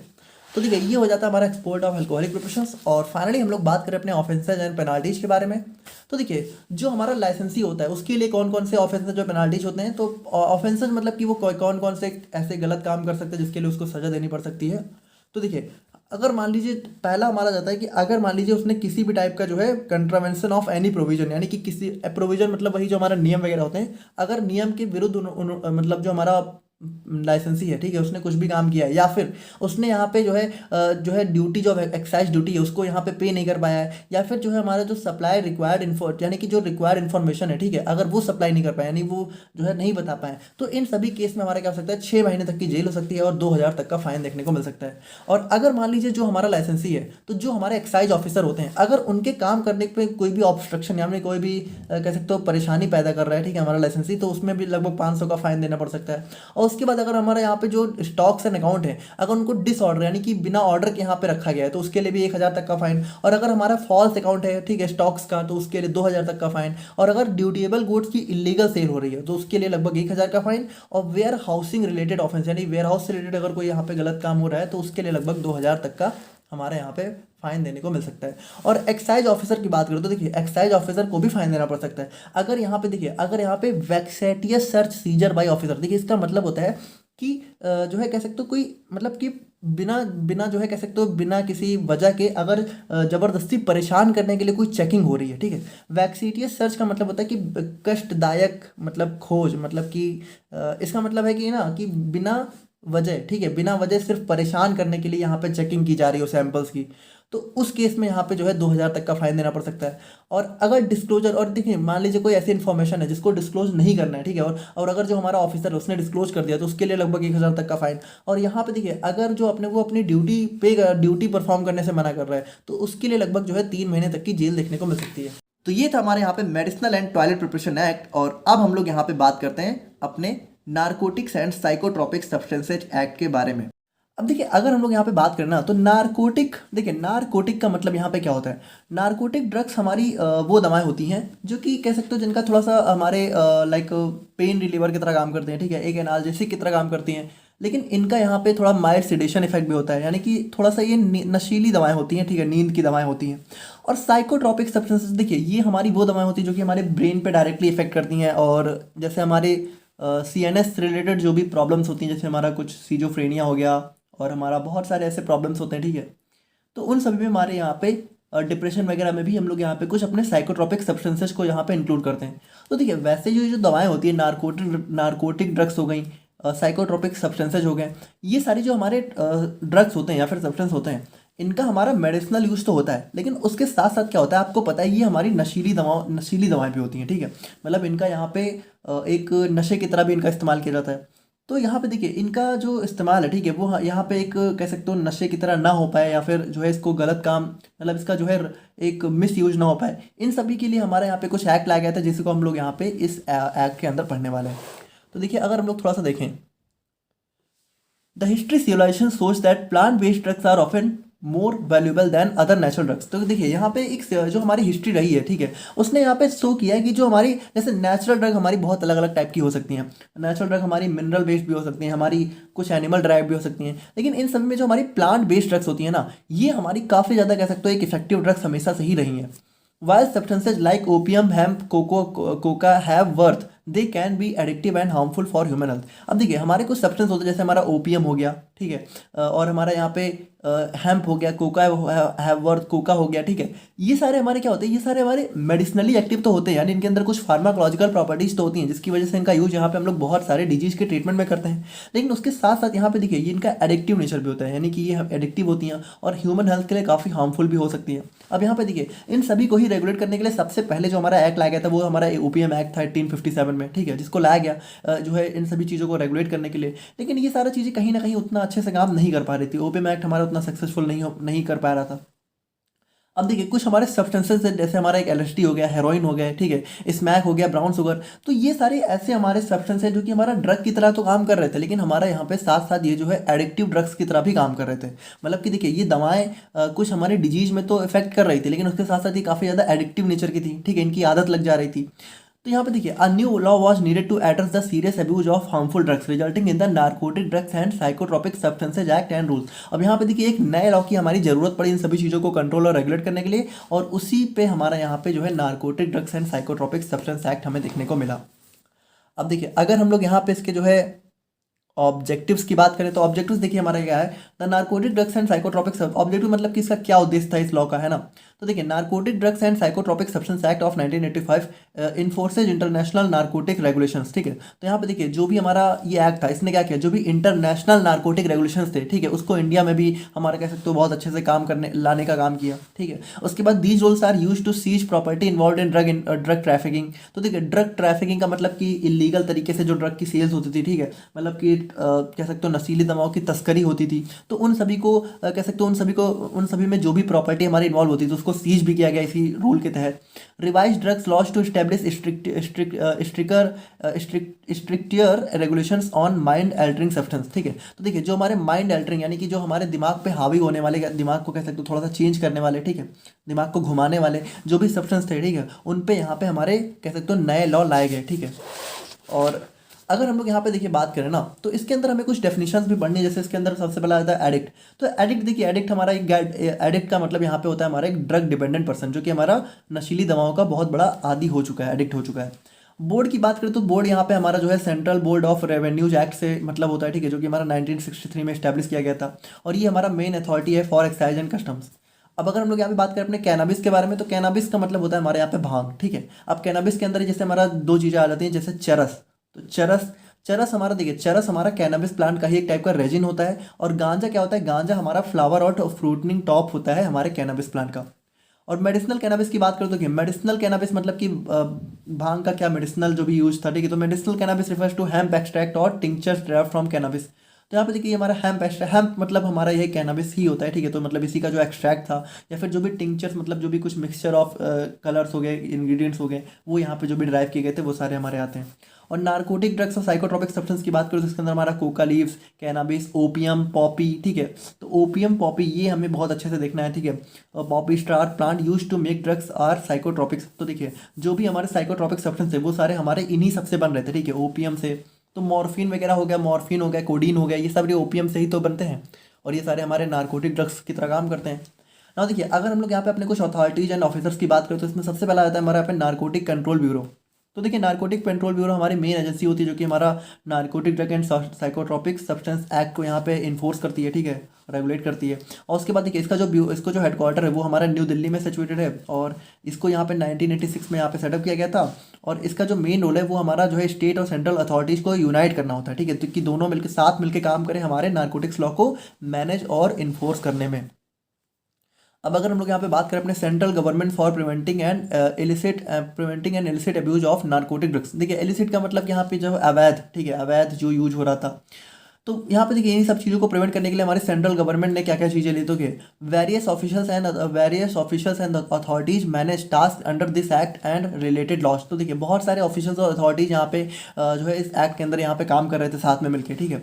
Requirements according to international agreements, और यहाँ पे देखिए जो भी हमारा इंटरनेशनल एग्रीमेंट के अकॉर्डिंग जो भी रिक्वायरमेंट थी उनको यहाँ पे फुलफिल किया जा रहा था। The central government prioritize combating narcotics, psychotropic substances and illegal trafficking. तो यहाँ पे देखिए कॉम्बैट मतलब लड़ाई करना है ना, तो लड़ाई मतलब कि नॉट लड़ाई बट यहाँ पे लड़ना मतलब कि उनके खिलाफ जो है लॉ लाना, उनके खिलाफ खड़े होना, उनके खिलाफ रूल्स निकालना, ठीक है।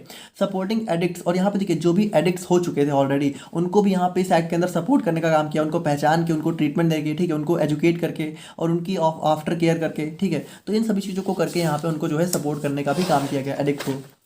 और अगर हम लोग यहाँ पे बात करें अपने ऑफिसर्स के बारे में, तो देखिए जो हमारा नार्कोटिक ड्रग्स और साइकोट्रॉपिक सब्सटेंस एक्ट था, ठीक है, तो इसके अंदर हमारे कुछ स्पेसिफिक गवर्नमेंट ऑफिशियल्स थे, ठीक है, जो implement the law in collaboration with various domestic and international organisations to combat drug related crimes. तो यहाँ पे देखिए जो हमारे सेंट्रल गवर्नमेंट के जो ऑफिशियल्स थे, ठीक है, उन्होंने यहाँ पे जो है कह सकते हो जो है कोलैबोरेट किया हमारे बहुत ही अलग अलग डोमेस्टिक और इंटरनेशनल ऑर्गेनाइजेशन से, जिनसे इन सभी ने साथ मिलकर हमारे ड्रग रिलेटेड जो भी क्राइम थे उनके खिलाफ यहाँ पे एक लड़ाई लड़ी, है ना, उनके खिलाफ एक कह सकते हो एक अपना जो है पक्ष रखा, है ना, मतलब कि आप समझ रहे हो ना, उनके खिलाफ यहाँ पे मतलब कि खड़े हुए और उनके खिलाफ लॉ लेकर आए ताकि उनको यहाँ पे रोका जा सके। बाकी देखिए की agencies involve include the narcotic control bureau. अब इसके अंदर देखिए कौन कौन सी की एजेंसी इन्वॉल्व है, जैसे हमारा नार्कोटिक कंट्रोल ब्यूरो हो गया, the central bureau of narcotics हो गया, और हमारा कुछ कस्टम डिपार्टमेंट्स हो गए, तो ये सारे हमारे इसके अंदर इन्वॉल्व होते हैं। बाकी देखिए अगर हम लोग बात करें अपने narcotics and psychotropic consultative committee के बारे में, तो ये बहुत इंपॉर्टेंट है, इसको अभी हम लोग यहाँ पे और डिटेल में देखेंगे। तो देखिए the committee will advice the central government of managing this act, ठीक है। तो सेंट्रल, ये हमारी कमेटी जो है सेंट्रल गवर्नमेंट को एडवाइस करती है इस एक्ट को मैनेज करने के लिए। और इस कमेटी में देखिए एक हमारा चेयरमैन होता है और लगभग जो है 20 अदर मेंबर्स भी हमें देखने को मिल सकते हैं। अब अगर हम लोग बात करें अपने national fund for controlling the drug abuse, तो यहाँ पे देखिए नेशनल फंड मतलब कि नेशनली जो एक फंड जुटाया गया, ठीक है, इस ड्रग अब्यूज को कंट्रोल करने के लिए, ठीक है। तो यहाँ पे देखिए the central government can establish the national fund for drug abuse by announcing it in the official gazette and adding funds. तो यहाँ पे देखिए ऑफिशियल गैजेट मतलब कि जो गवर्नमेंट के जो ऑफिशियल्स कह सकते हो, एक देखिए गैजेट का मतलब यहाँ पे थोड़ा सा न्यूज़पेपर्स, ऑफिशियल जो न्यूज़पेपर्स होते हैं उनमें यहाँ पे एक घोषणा, मतलब एक घोषणा जारी करके, ठीक है, कि हाँ यहाँ पे हम लोग जो है एक फ़ंड जो है अरेंज कर रहे हैं, ठीक है, या फिर एक फ़ंड जो है निर्धारित कर रहे हैं। तो वहाँ पे उस तरीके एक ऑफिशियल अनाउंसमेंट करके यहाँ पे हमारा फंड्स को ऐड किया जा सकता है। The central government will use this fund to cover cost for controlling drug abuse. तो यहाँ पे देखिए ये जो फंड हमारा ऐड किया गया है, इसका यूज हमारा सिर्फ और सिर्फ यहाँ पे इन्हीं सारी चीज़ों में ही होगा, ठीक है, जो भी ड्रग अब्यूज है उन सबको रोकने के लिए, है ना, और नार्कोटिक्स ड्रग्स को कंट्रोल करने के लिए, इन्हीं सब में यहाँ पे इसका यूज होगा। इसके अलावा यहाँ पे इस फंड का यूज और अलग कामों में नहीं किया जा सकता। The government group will have a chairman up to 6 members appointed by the central management. और देखिए इसमें क्या क्या होगा, इसमें हमारा एक चेयरमैन होगा और लगभग जो है 6 अलग अलग मेंबर्स हमारे हो सकते हैं, ठीक है। The governing body will have the authority to manage its own procedures. और यहाँ पे देखिए जो हमारी गवर्निंग बॉडी होगी उसके पास यहाँ पे अपने प्रोसीजर्स को रेगुलेट करने के लिए, ठीक है, उसकी खुद की यहाँ पे कह सकते हो एक अथॉरिटी मिलेगी उसको, कि उसको किसी और पे डिपेंड नहीं रहना पड़ेगा, वो खुद अपने फैसले यहाँ पे रेगुलेट कर सकती है। The central government can establish a governing body to advise and approve funding within its set limits, ठीक है। तो यहाँ पे देखिए सेंट्रल गवर्नमेंट हमारी गवर्निंग बॉडी को भी यहाँ पे एस्टेब्लिश कर सकती है, ठीक है, ताकि वो यहाँ पे एडवाइस करे और अप्रूव करे फंडिंग को, ठीक है, एक सेट लिमिट होती है उसी के अंदर यहाँ पे अप्रूव करना होता है। बाकी देखिए अगर हम लोग यहाँ पे बात करें अपने प्रोहिबिशन, कंट्रोल एंड रेगुलेशंस के बारे में, तो प्रोहिबिशन देखिए मतलब कि क्या क्या चीज़ें हमारी यहाँ पे प्रोहिबिट कर दी गई।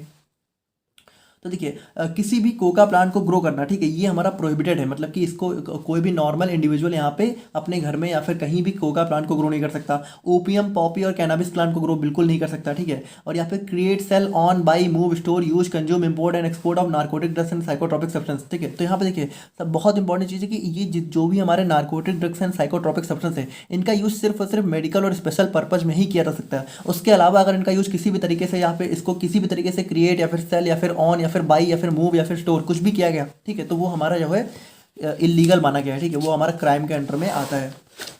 और अगर हम लोग यहाँ पे बात करें तो देखिए all licence services must adhere to their term. तो देखिए जो भी लाइसेंस सर्विसेज हैं, यानी कि जो भी सर्विस ऐसी हैं जिनके लिए लाइसेंस चाहिए होता है, वो अपने जो है कह सकते हो टर्म्स एंड कंडीशंस पे उनको अडेयर यानी अड़े रहना चाहिए, यानी काम करना चाहिए उसके according.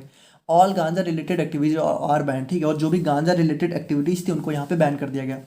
Power of central government to permit, control and regulate. तो यहाँ पे देखिए सेंट्रल गवर्नमेंट यहाँ पे जो है कह सकते हो रूल्स, अलग अलग रूल्स यहाँ पे रेगुलेट कर सकती है, ठीक है, स्टेब्लिश कर सकती है सेक्शन 8 की गाइडलाइंस के through. The cultivation and trade of coca leaves, opium, poppy, cannabis and medicinal opium as well as narcotic and psychotropic substance, ठीक है। तो यहाँ पे देखिए इन सभी चीज़ों के रिगार्डिंग यहाँ पे गवर्नमेंट जो है न्यू रूल्स यहाँ पे स्टेब्लिश कर सकती है, ठीक है, मतलब कि कोका लीव्स और ओपियम, पॉपी इन सभी के कल्टिवेशन और ट्रेड के रिगार्डिंग।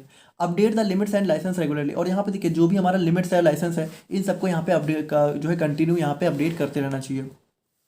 और अगर हम लोग यहाँ पे बात करें अपने पावर ऑफ स्टेट गवर्नमेंट के बारे में, तो देखिए स्टेट गवर्नमेंट भी हमारे यहाँ पे रूल्स को स्टैब्लिश कर सकती है सेक्शन 8 की गाइडलाइंस के थ्रू।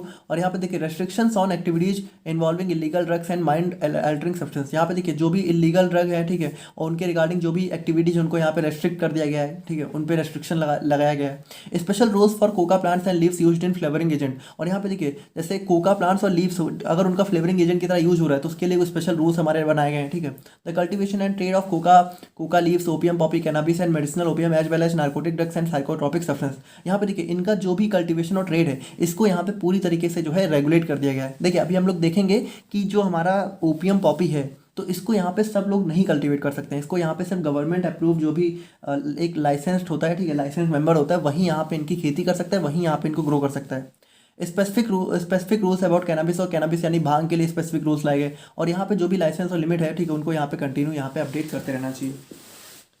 तो देखिए ये था हमारे यहाँ पे कुछ कह सकते हो प्रोहिबिशन एंड कंट्रोल। और अब हम लोग यहाँ पे बात करते हैं अपने सबसे इंपॉर्टेंट टॉपिक के बारे में, जो कि हमारा होने वाला है narcotic and psychotropic consultative committee, ठीक है। तो यहाँ पे देखिए जो हमारी narcotic and psychotropic consultative committee थी, इसके ऊपर आपको कोई एग्जाम में भी क्वेश्चन देखने को मिलता है, ये बहुत इंपॉर्टेंट टॉपिक है, इसको आप लोग ध्यान से देखिएगा। The narcotic drugs and psychotropic substances consultative committee is an advisory board. देखिए ये हमारे टाइप का एडवाइजरी बोर्ड था, ठीक है, established bye the central government. उसको बनाया किसने था? हमारा सेंट्रल गवर्नमेंट ने, of India, under the narco. और यहाँ पे देखिए कुल मिला के मतलब यही है कि narcotic drugs and psychotropic substance act के थ्रू जो हमारी सेंट्रल गवर्नमेंट थी उसने यहाँ पे एक एडवाइजरी बोर्ड बनाया था, जो कि हमारा क्या था? Narcotic and psychotropic consultative committee. और देखिए its primary role is to advise the government on matters related to administration of the act. और यहाँ पे देखिए ये जो हमारा एक्ट है इसको पूरे इंडिया में लागू करने के रिगार्डिंग जो भी चीज़ें होती हैं, ठीक है, उसमें एडवाइस करने का काम हमारा ये कमेटी करती थी हमारे गवर्नमेंट को। बाकी देखिए अगर हम लोग यहाँ पे बात करें अपने कॉन्स्टिट्यूशन ऑफ द कमेटी के बारे में, तो देखिए इस कमेटी का यहाँ पे कॉन्स्टिट्यूशन मतलब कैसे इसको गठित किया गया था। तो देखिए स्टेब्लिशमेंट की बात करें, द सेंट्रल गवर्नमेंट में by notification in the official gazette constitute the committee. तो देखिए सेंट्रल गवर्नमेंट हमारी जो है ऑफिशियल गैजेट मतलब कि हमारा वही घोषणा पत्र जारी करके और हमारा यहाँ पे इस कमेटी को कॉन्स्टिट्यूट कर सकती है। कंपोजिशन की बात करें तो देखिए इस कमेटी में कौन कौन होंगे? The committee comprises of chairman. तो देखिए इसमें एक चेयरमैन होगा और लगभग 20 अलग मेंबर्स होंगे जो कि हमारा सेंट्रल गवर्नमेंट अपॉइंट करेगी। सब कमेटीज की बात करें तो देखिए हमारा जो है कह सकते हो इस कमेटी के फंक्शंस को एफिशिएंटली जो है काम करने के लिए हम लोग ये कमेटी यहाँ पे कुछ सब कमेटी भी बनाई जा सकती है। The committee can form one और मोर सब कमेटी, ठीक है, तो एक से ज़्यादा सब कमेटी बनाई सकती है। और प्रोसीजर्स एंड मीटिंग्स की बात करें तो देखिए committee convenes meetings as required by the central government and has authority to regulates its own procedures. यहाँ पे देखिए ये जो हमारी कमेटी ये भी अपने प्रोसीजर्स को ऑन मतलब खुद से रेगुलेट कर सकती है और यहाँ पे बहुत सारी मीटिंग्स भी ज़रूरत के मुताबिक जो है अरेंज करी जा सकती हैं। और फाइनली हम लोग बात करें अपने functions of narcotic and psychotropic consultative committee के बारे में।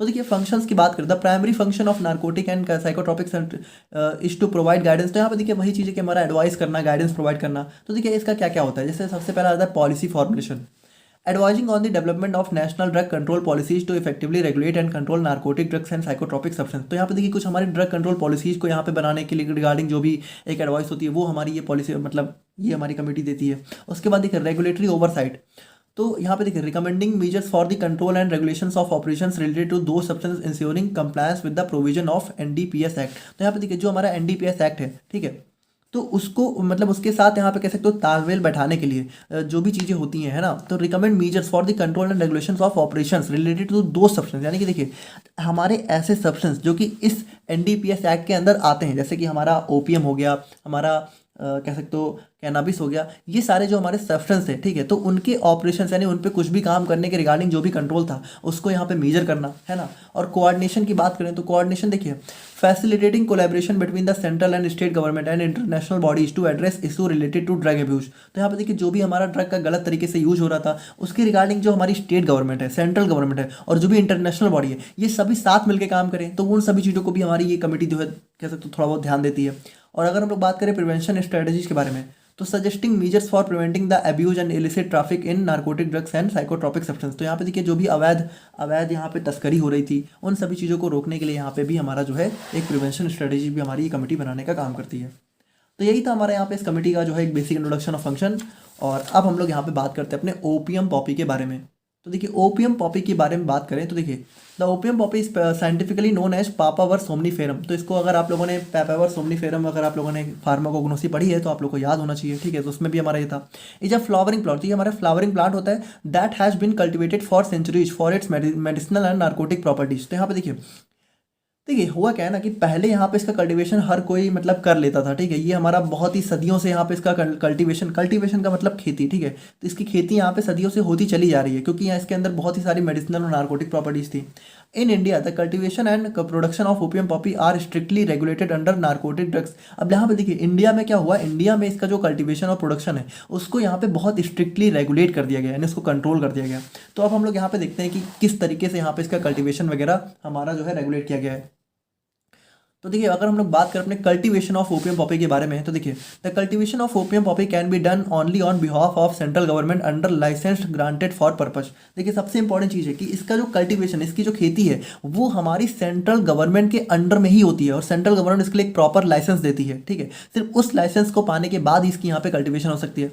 Cultivation can only be done in those areas notified by government, licence are granted by district opium officers for cultivation. अब यहाँ पे देखिए कल्टीवेशन पहली बात तो सिर्फ कुछ लोग कर सकते हैं स्पेसिफिक जिनको लाइसेंस मिला हो, और लाइसेंस देता कौन है, लाइसेंस देता हमारा डिस्ट्रिक्ट ओपीएम ऑफिसर। और ये कल्टीवेशन हो भी सिर्फ कुछ स्पेसिफिक एरिया में सकता है, ठीक है, मतलब सिर्फ कुछ एरिया ही ऐसे हैं हमारे इंडिया में जहाँ पे इनकी कल्टीवेशन होती है। ही अपॉइंट्स वन लाइसेंस, और यहाँ पे देखिए जो भी हमारा डिस्ट्रिक्ट ओपीएम ऑफिसर होता है वो हमारा एक लाइसेंस्ड कल्टीवेटर को भी अपॉइंट करता है, who perform duties as specified by narcotic commissioner with help of small cultivators under him. ठीक है, तो यहाँ पे देखिए जो हमारा लाइसेंस्ड कल्टीवेटर होता है, ठीक है, वो क्या करता है, वो अपनी ड्यूटी को परफॉर्म करता है as specified by narcotic commissioner, जो कि हमारा नारकोटिक कमिश्नर होता है वो उसको कुछ ड्यूटी देता है जो कि उसको परफॉर्म करता है with help of small cultivator. और वहाँ पे देखिए जो हमारा लाइसेंस्ड कल्टीवेटर होता है उसके अंडर में कुछ और भी स्मॉल कल्टीवेटर्स होते हैं, तो उन सभी के साथ मिलकर ही हमारा यहाँ पे वो जो है क्या करता है, ओपीएम की कल्टीवेशन करता है। अब अगर हम लोग यहाँ पे बात करें प्रोडक्शन ऑफ ओपीएम पॉपी के बारे में, तो देखिए ड्यूरिंग हार्वेस्टिंग, यहाँ पे देखिए होता क्या है कि जैसे हार्वेस्टिंग यानी कि खेती, ठीक है, खेती करना, तो मतलब हार्वेस्टिंग मतलब कि काटना, ठीक है, जो हमारी फसल है उसको काटना। तो देखिए during harvesting each day's collection is weighed and entered in records which is signed by cultivator. देखिए होता क्या है कि जैसे मान लीजिए ओपीएम की खेती हो रही है, तो हर दिन जितना ओपीएम काटा जाता है, ठीक है, उसको प्रॉपर वे किया जाता है और उसको उसकी यहाँ पे एंट्री की जाती है, ठीक है, रिकॉर्ड में, और उसको यहाँ पे साइन कौन करता है, जो भी हमारा कल्टीवेटर होता है, यानी जो भी हमारा खेती कर रहा होता है, प्रॉपर जो लाइसेंस कल्टीवेटर होता है वो यहाँ पे उसको साइन करता है। The records are then checked by district opium officer, और जो रिकॉर्ड्स हैं, ये जो रिकॉर्ड बन रहे हैं, इसको जो है फाइनली हमारा डिस्ट्रिक्ट ओपीएम ऑफिसर भी चेक करता है बाद में। The whole opium collected by district opium officer is then delivered to government opium factory, और यहाँ पे देखिए जितना भी ओपीएम यहाँ पे कलेक्ट हुआ है वो हमारा फाइनली जो है हमारी गवर्नमेंट ओपीएम फैक्ट्री में भेज दिया जाता है। अब देखिए the cultivator should cultivate full area of land for which he may have received advance amount from government. अब देखिए भाई जो गवर्नमेंट है, तो भाई जैसे गवर्नमेंट ने एक कल्टीवेटर रखा, ठीक है, मतलब एक लाइसेंस्ड कल्टीवेटर रख लिया जो कि हमारा ओपीएम की खेती करता है, तो भाई खेती कर रहा है तो उसको पैसे भी देगी गवर्नमेंट, तो गवर्नमेंट जो है उसको एडवांस पेमेंट भी कर सकती है, और यहाँ पे जितने एरिया के लिए उसको पेमेंट मिली है उतने पूरे एरिया में उसको यहाँ पे कल्टिवेशन करना है, ना उससे ज़्यादा ना उससे कम। OPM should not cultivated in any part of India except UP and MP. और बहुत इंपॉर्टेंट चीज़ है कि जो ओपीएम है ना, तो देखिए इसकी जो कल्टीवेशन है ये सिर्फ हमारे यूपी एंड एमपी में ही होती है पूरे इंडिया में, और यूपी और एमपी में भी कहाँ है आप लोग देख लीजिए, यूपी में हमारा गाजीपुर में, ठीक है, और एमपी में हमारा नीमच में, ठीक है, तो यहाँ पे देखिए इन्हीं दोनों में हमारी यहाँ पे सिर्फ ओपीएम की कल्टीवेशन हमें देखने को मिलती है। Licence should not consume any licensee should not consume any part of crop himself और टू अदर्स, और यहाँ पे देखिए भाई जो भी हमारा खेती कर रहा है उसको खुद से यहाँ पे ओपीएम का बिल्कुल भी यूज नहीं करना है, ठीक है, अपने लिए, और ना ही किसी और को करने देना है। अब अगर हम लोग यहाँ पे सेल ऑफ ओपीएम की बात करें तो देखिए opium is sell to state government on order of central government. अब देखिए जो भी ओपीएम यहाँ पे हो रहा है, ठीक है, उसको यहाँ पे स्टेट गवर्नमेंट को सेल कर दिया जाता है सेंट्रल गवर्नमेंट के ऑर्डर पे। Sell to manufacturing chemist is possible only under the permission of state government. अब यहाँ पे देखिए ओपीएम वैसे तो हमारे स्टेट गवर्नमेंट को डायरेक्टली ही सेल होना चाहिए, लेकिन अगर मान लीजिए कोई मैन्युफैक्चरिंग केमिस्ट है उसको सेल होना है तो वो हमारा हो सकता है, लेकिन स्टेट गवर्नमेंट की परमिशन के साथ, बिना परमिशन के आप लोग किसी और को यहाँ पे ओपीएम नहीं सेल कर सकते हो। द परमिट एप्लीकेशन, और यहाँ पे देखिए जो भी हमारी एप्लीकेशन है तो उसके अगर मान लीजिए ओपीएम हमें जो है किसी केमिस्ट को सेल करना है तो उस एप्लीकेशन में हमारा पर्पज होना चाहिए, स्टॉक होना चाहिए, ठीक है, इन हैंड ऑडिट, और यहाँ पे जो भी रिक्वायर्ड क्वांटिटी है वो सभी मेंशन होनी चाहिए। The price to be charge for opium sold by the government factory shall be fixed from time to time by the central government. और देखिए जो भी ओपीएम होता है, ठीक है, उसका जो प्राइस होता है वो हमारा फिक्स कर दिया जाता है सेंट्रल गवर्नमेंट के द्वारा। ना अगर हम लोग यहाँ पे बात करें अपने मैन्युफैक्चरिंग के बारे में, तो देखिए जब फाइनली हमारा ओपीएम जो है हमारा जो है गवर्नमेंट फैक्ट्री में चला जाता है, ठीक है, बिक के, तो यहाँ पे देखिए उनमें किस तरीके से उसकी मैन्युफैक्चरिंग होती है। तो जो भी हमारा जैसे मॉर्फिन हो गया, ठीक है, थीबेन हो गया, डाईहाइड्रोमॉर्फिन हो गया, कोडीन हो गया, डाईहाइड्रोकोडीन हो गया, और उसके जो भी सॉल्ट्स हो गए वो हमारे गवर्नमेंट फैक्ट्री में मैन्युफैक्चर होते हैं जो कि हमारा गाजीपुर में है, ठीक है। Manufacturing of crude cocaine salt diacetyl morphine and its salt is prohibited. तो यहाँ पे देखिए हमारा जो है क्रूड कोकेन हो गया, कोकेन सॉल्ट हो गए, इन सब की मैन्युफैक्चरिंग यहाँ पे जो है प्रोहिबिटेड है, यानी नहीं की जा सकती है। Manufacturing of cocaine and its salt is prohibited except cocaine hydrochloride which can be prepared from confiscated cocaine only. तो यहाँ पे देखिए कहने का मतलब यह है कि देखिए हम लोगों ने देखा कि जो हमारा कोकेन है उसकी मैन्युफैक्चरिंग और उसकी सॉल्ट की प्रोहिबिटेड है, नहीं मना है, लेकिन यहाँ पे जो हमारा कोकेन हाइड्रोक्लोराइड है उसकी मैन्युफैक्चरिंग यहाँ पे हमारी कह सकते हो सकती है, लेकिन वो हमारी जो है जो भी हमारा कन्फाइसेटेड कोकेन होता है, ठीक है, जो कोकेन हमारी यहाँ पे जब्त कर ली जाती है, ठीक है, सिर्फ उन्हीं से यहाँ पे हमारी जो है इसकी मैन्युफैक्चरिंग पॉसिबल हो सकती है। ना अगर हम लोग यहाँ पे फाइनली बात करें अपने कुछ ऑफेंसेज एंड पेनाल्टीज के बारे में, तो देखिए अगर हम लोग बात करें contravention of provision in the act और rules in the relation to poppy straw OPM poppy coca leaves, या फिर हम लोग बात करें इलीगल इंपोर्ट एक्सपोर्ट और external dealing in narcotic drugs, इन सभी केस में हमारा क्या हो सकता है, फर्स्ट यानी पहली बार पकड़े जाने पे लगभग 10 से 20 साल की जो है, देखिए इसमें बहुत इंपॉर्टेंट चीज़ है कि आप लोगों ने आज तक देखा होगा ऑफेंसर एंड पेनाल्टीज में कि ज़्यादा मतलब इतना कुछ नहीं होता था, 1 से 2 साल की जेल होती थी, 5 से 10 हज़ार का फ़ाइन होता था, लेकिन यहाँ पे आप लोग देखिए, यहाँ पे बहुत महंगा महंगा फ़ाइन होता है, बहुत ज़्यादा टाइम की जेल हो सकती है, क्योंकि देखिए ये बहुत ही इलीगल एक्टिविटी होती है, ठीक है, बहुत इसको क्राइम माना जाता है। तो इसमें देखिए पहली बार पकड़े जाने पे लगभग 10 से 20 साल की सज़ा हो सकती है, और यहाँ पे फ़ाइन कम से कम नॉट लेस देन, ठीक है, एनएलडी मतलब नॉट लेस देन 1 लाख, यानी कि 1 लाख कम से कम फ़ाइन देना पड़ सकता है। और सेकंड दूसरी बार पकड़े जाने पे 15 से 30 साल तक की जेल और लगभग 2 लाख तक का फ़ाइन देना पड़ सकता है। ना अब अगर हम लोग बात करें तो contravention in relation to the cannabis plant, यानी कि देखिए जो हमारा भांग है, ठीक है, उसमें कोई भी अगर कंट्रावेंशन होता है तो उसमें क्या हो सकता है, पहली बार पकड़े जाने पे 10 से 20 साल तक की सज़ा, ठीक है, और दूसरी बार वही लगभग ये सेम ही है। और अगर हम लोग बात करें illegal profession in small quantities for personal consumption और कंजम्पशन ऑफ कोकेन और मॉर्फिन, तो यहाँ पे देखिए मतलब वही चीज़ है कि खुद से अपने पर्सनल कंजम्पशन के लिए यहाँ पे जो है अगर इसका यूज हो रहा है कोकेन है मॉर्फिन है, तो उसमें भी लगभग 1 साल तक की सज़ा और फाइन दोनों देखने को मिल सकता है। और अगर हम लोग बात करें कीपिंग फॉल्स अकाउंट्स ऑन और मेकिंग फॉल्स स्टेटमेंट, तो देखिए अगर कोई भी गलत स्टेटमेंट दिया जा रहा है या फिर failure to produce a licence, यानी कि लाइसेंस हमारा दिखाने, मतलब मान लीजिए आपको लाइसेंस मिला है लेकिन टाइम आने पे जब भी कोई ऑफिसर आता है आपसे लाइसेंस मांगता है, आप लाइसेंस नहीं दिखा पाते हो, ठीक है, तो उसमें भी हमारे यहाँ पे जो है 5 साल तक की जेल और या फिर फाइन या फिर दोनों देखने को मिल सकता है। तो ये था हमारे यहाँ पे narcotic drugs and psychotropic substance act. I hope कि आप लोग यहाँ पे समझ गए होगे। बाकी मिलते हैं हम लोग यहाँ पे नेक्स्ट वीडियो में, तब तक के लिए थैंक यू सो मच।